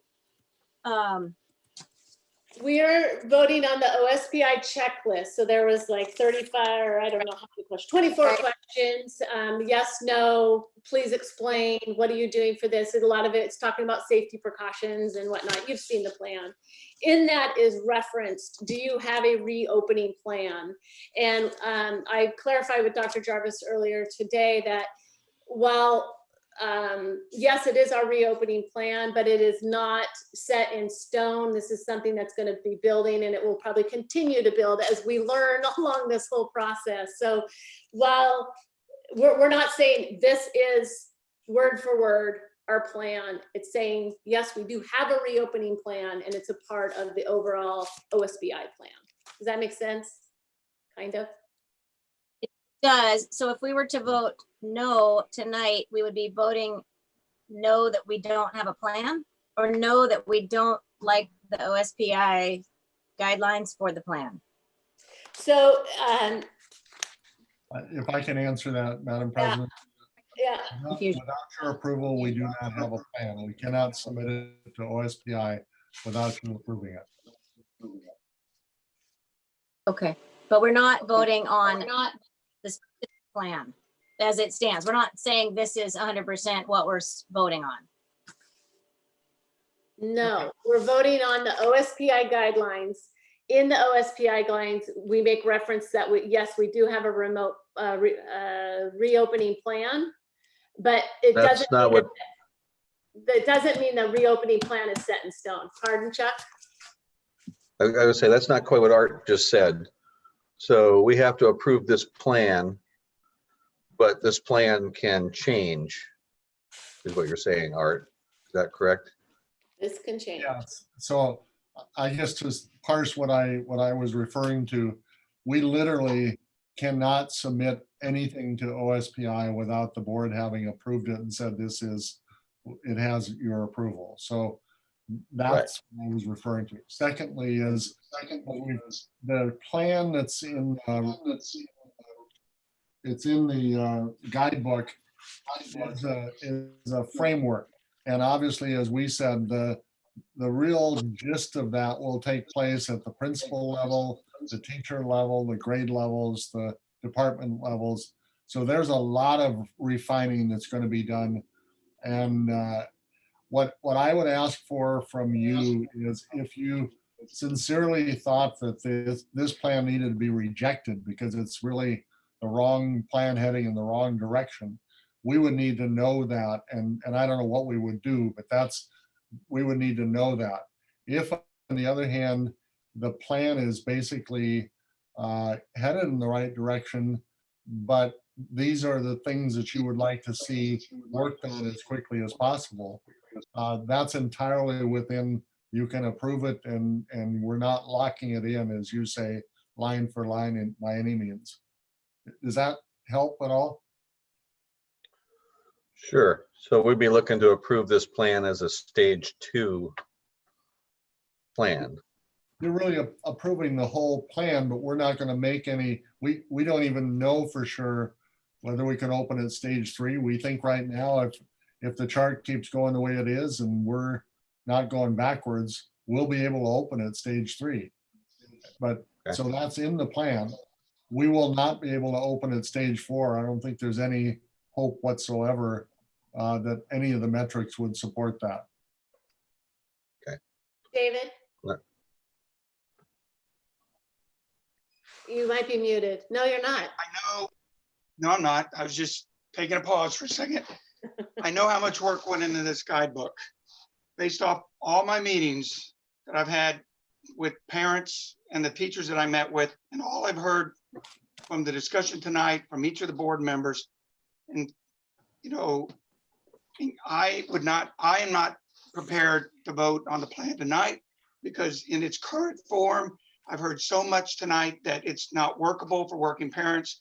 And I would just love to see us delay 1 week to see what kind of changes we could see to the guidebook between now and this time next week to see if it would be more workable and maybe get some feedback from the parents to say, is this more doable? I mean, we have board members with kids in school that if we took a week to just rework it a little bit and see if it's more, you know, works better for the people. I know it's not due to OSPI for 2 more weeks. So I would just, me personally, would like to see us make those changes to the guidebook and see where we're at a week from now. Are people more comfortable with it in a week than they are tonight? When there's an opportunity, President, I'd like to speak as the superintendent to the board, not necessarily, I don't want to debate David, but I really would like to make a statement about that.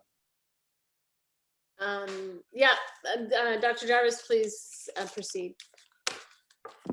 I think, again, as I listen to the comments and you hear the parents that want, they want an option that their children can start physically in school on day 1, a week will not make a difference.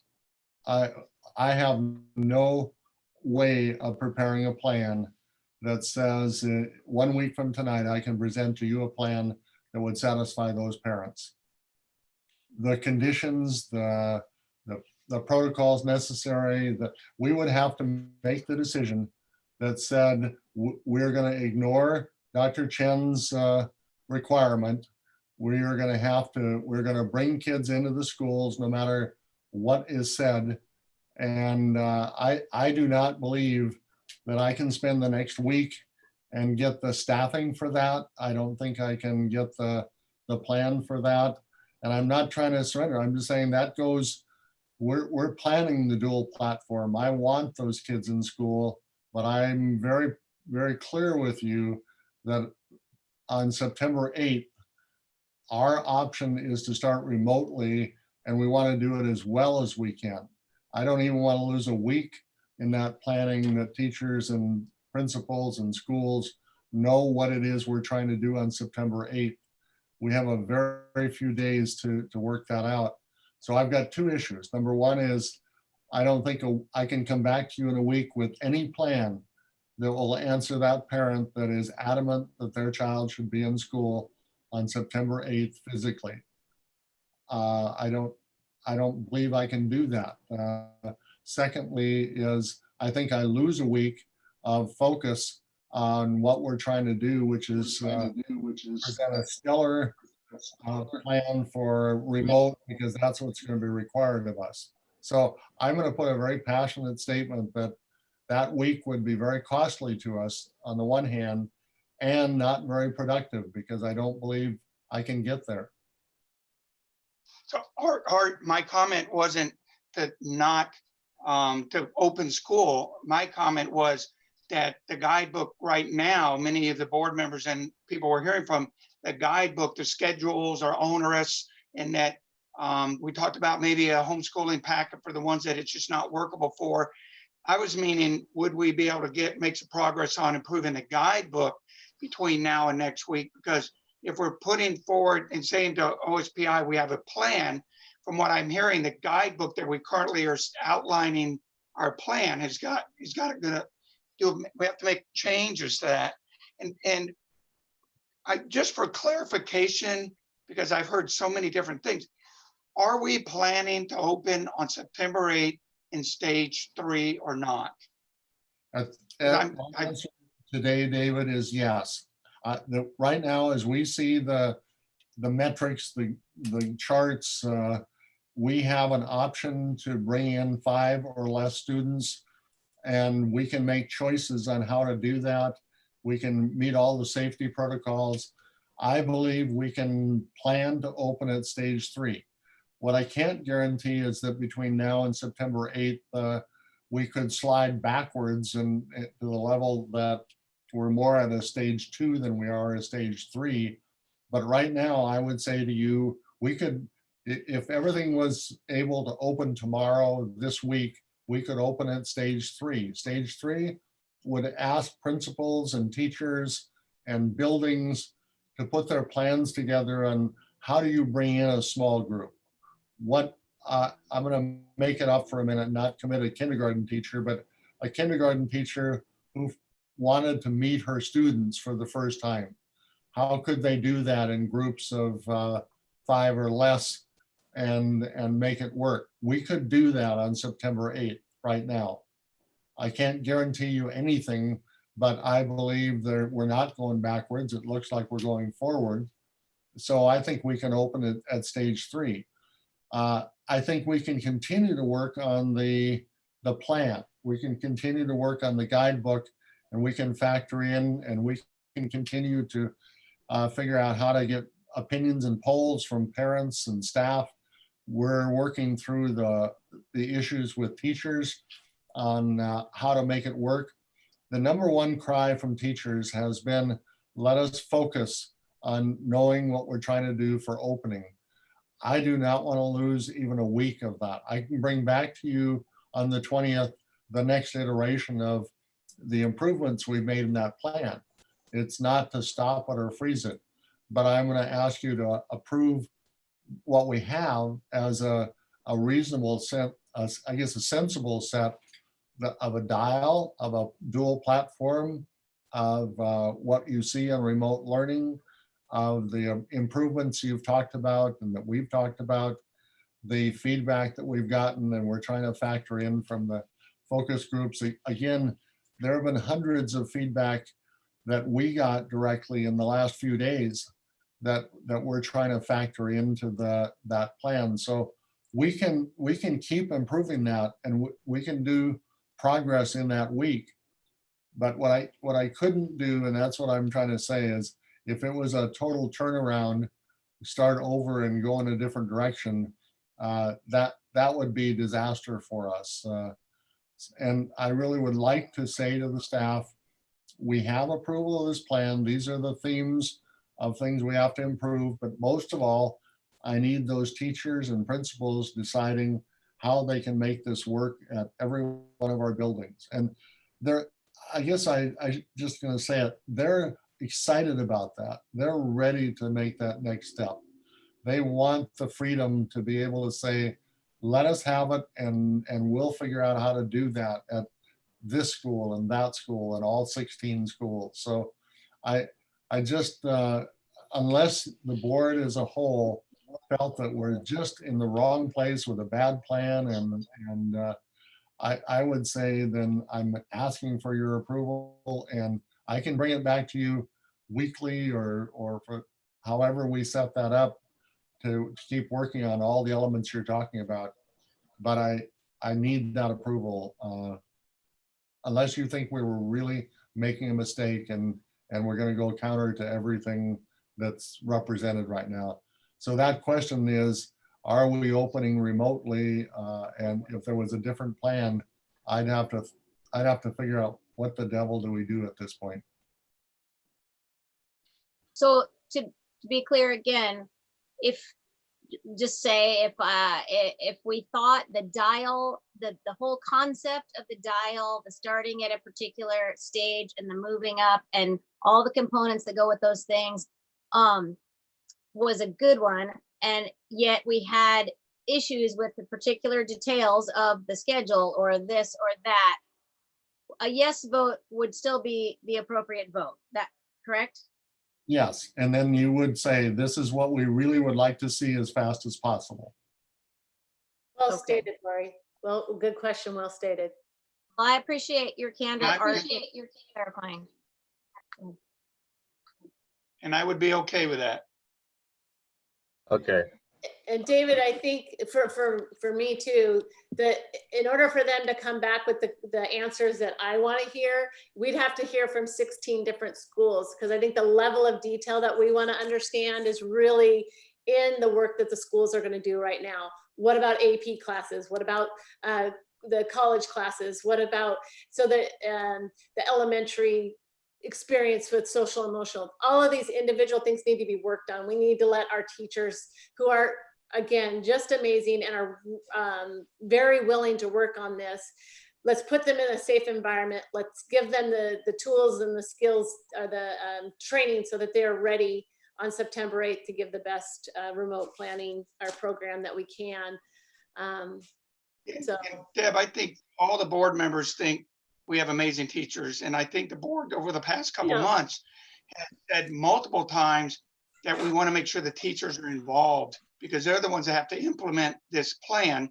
And so I really appreciate the fact that you're pushing it down to the local school, each school, and let the teachers work with the principals to make sure it's workable for them. So I just want to make sure that the teachers are getting an opportunity to provide their feedback, because oftentimes we do things at the 30,000 foot level and dump it on everybody, and it's not appreciated. So I'm okay with approving the plan, as long as we can continue to work on the guidebook and the rollout of the plan.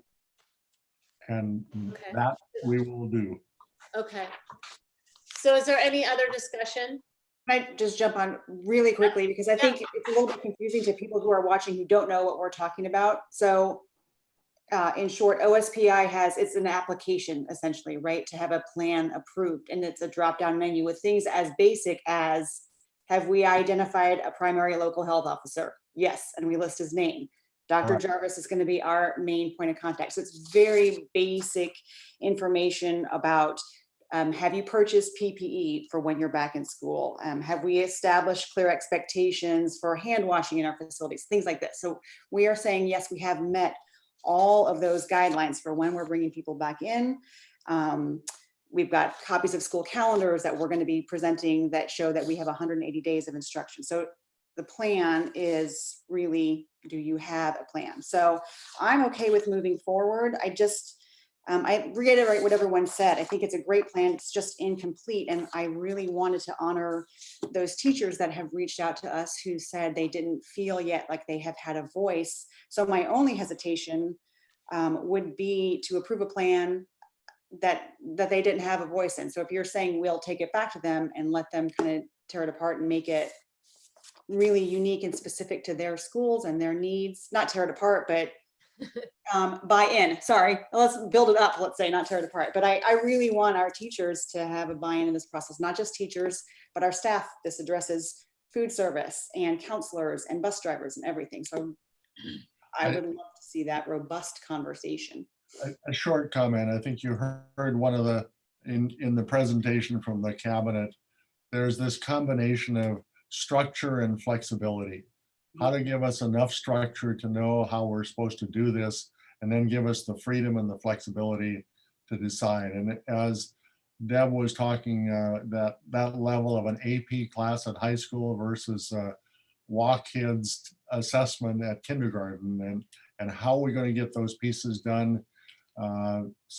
It just ranges across from our homeless kids to our kids that are soaring.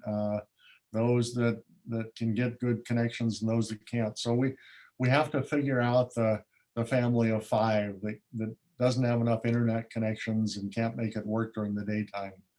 But we literally said our best bet to make that work is at the building level. That's where they know their kids, they know their families, and they can start to differentiate at all levels. So I believe we can go exactly where you're heading and what David's talking about.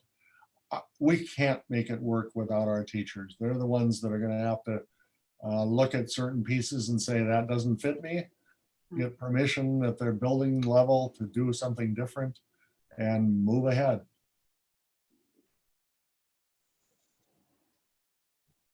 Okay. Thank you for letting me, I guess, speak. I just, you can tell I felt strongly. Thank you. Yeah. Thank you for the additional comments, Dr. Jarvis. Chuck, or any other questions? Or Debbie, I'd like to make the motion to approve Okay. the district reopening plan. I will move on to that. Oh, sorry. With that caveat that there's a lot more work to be done. Okay.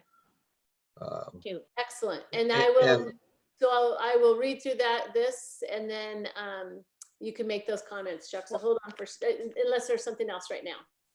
Nope. No, just that I do have one more comment, not necessarily right now, but is this the end of the meeting?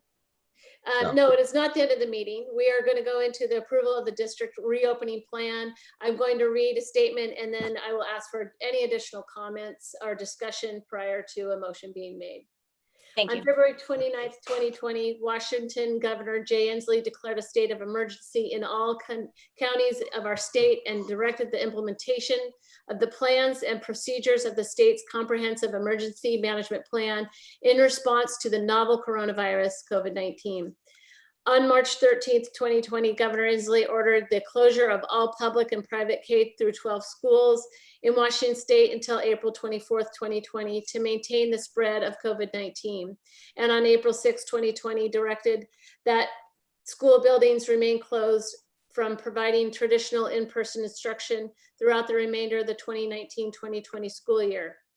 On June 11th, 2020, the Office of Superintendent of Public Instruction issued official guidance for reopening Washington schools for the 2020-2021 school year and requiring school boards to adopt and submit reopening plans. With that, is there a motion to approve Resolution 20-16 and to adopt the Peninsula School District reopening plan for the 2020-2021 school year?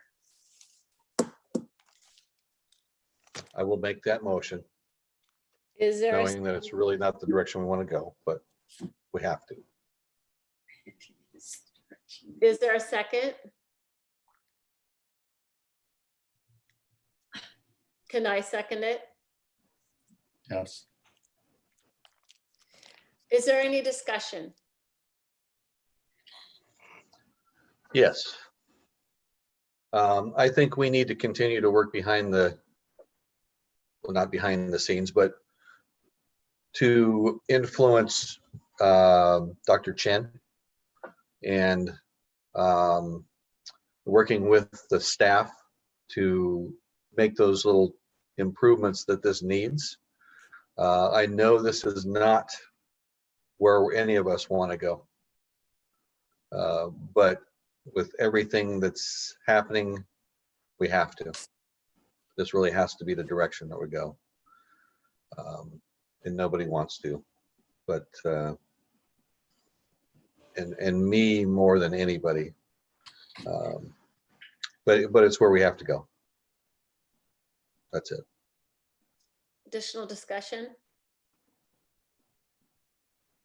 I just wanted to make a comment to all of the people who spoke tonight in the meeting from the public, but also all of the many people that we've heard from in the last few weeks.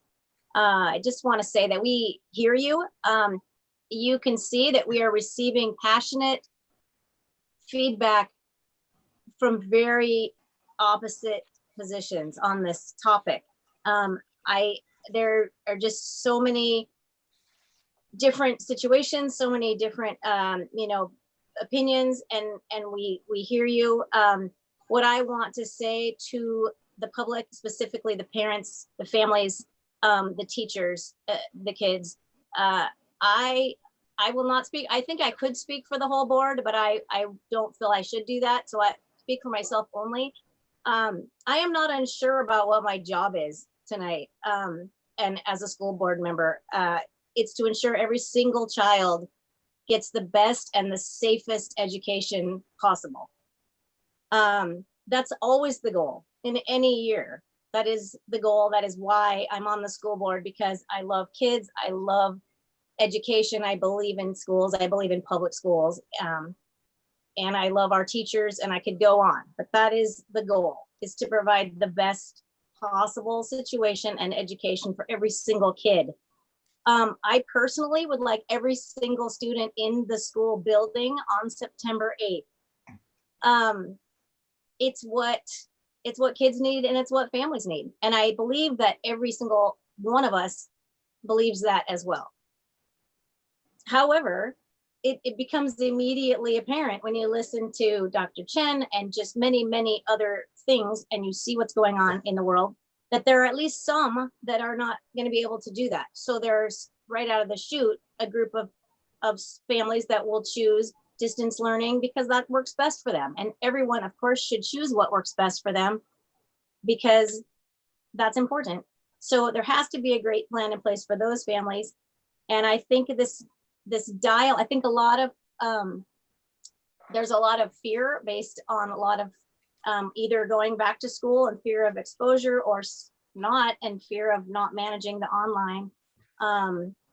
But I think if we just view it as not a either or, but really take to heart, as Dr. Jarvis just pointed out, it's a dial. It says it's a staged approach. We are not starting at nothing. We're starting at stage 3 with, unless something drastically changes. So we will have the most at risk students and the students that need to be in school the most, as identified by each individual building and whatever. They will be in school physically at the beginning, because again, the goal is the best possible experience for every single kid. My last thing really is just a plea to the community. Again, there's so much passion. We have such great people in this town. I've lived here for many, many years, 30 years. Everybody's situation is different. All of you that have reached out and that have kids in school are passionate and capable and amazing, smart people. And I just would encourage everyone, because no matter how school looks on September 8th, there are going to be people who are disappointed with the way it looks. I would encourage everyone to use your powers for good. Put your passion towards something helpful and useful, and make, whether it's watching your neighbor's child or helping with whatever, there's a million things. Put your passions toward making groups of like-minded people that can come up with solutions. Reach out to teachers, what would be helpful, and so on. Anyway, we have amazing people in the community and in the district, and I appreciate everyone's efforts very much. But I just want to be very clear, speaking just for myself. The goal is to have students in school, and that is where we will get. So bear with us. Thanks. Lori, thank you. And you definitely could speak on my behalf, as well as I'm sure everybody, David and Natalie and Chuck as well. We want our kids back in the schools, but we want them safely back in the schools with our teachers. And it's going to take some time to get there. One of the things that I've been thinking about a lot lately is concerned about the safety, both with the COVID stuff and our impacts of kids being out of school. I'm also thinking about, okay, what if we did put our kids back into school? Most kids right now, the biggest thing they need is stability. My kids have been told they're going to college or not going to college. They're going to have a soccer game. They're not going to have a soccer game. It's just they've been given things and taken things away. And putting kids back into school on September 8th, we are setting them up for that. They're going to go to school. A COVID case is going to hit. They're going to be taken out of school. They're going to go to remote learning. They're going to be quarantined for 14 days. They're going to come back to school. They're going to come back out. That is not a stable environment for any child. And so when I talk about bringing kids safely back into our schools and the best, and thinking about our students and our kids, that is the number one thing, is creating a stable environment for them. Right now, it is remote learning with this robust system of bringing kids in individually or in groups of 5, and reaching out to those kids that need that extra support. And Lori, your point about everybody coming together and doing something to help out. Parents, partner up. We've all got to do this. School district can't do this alone. We have to use our community.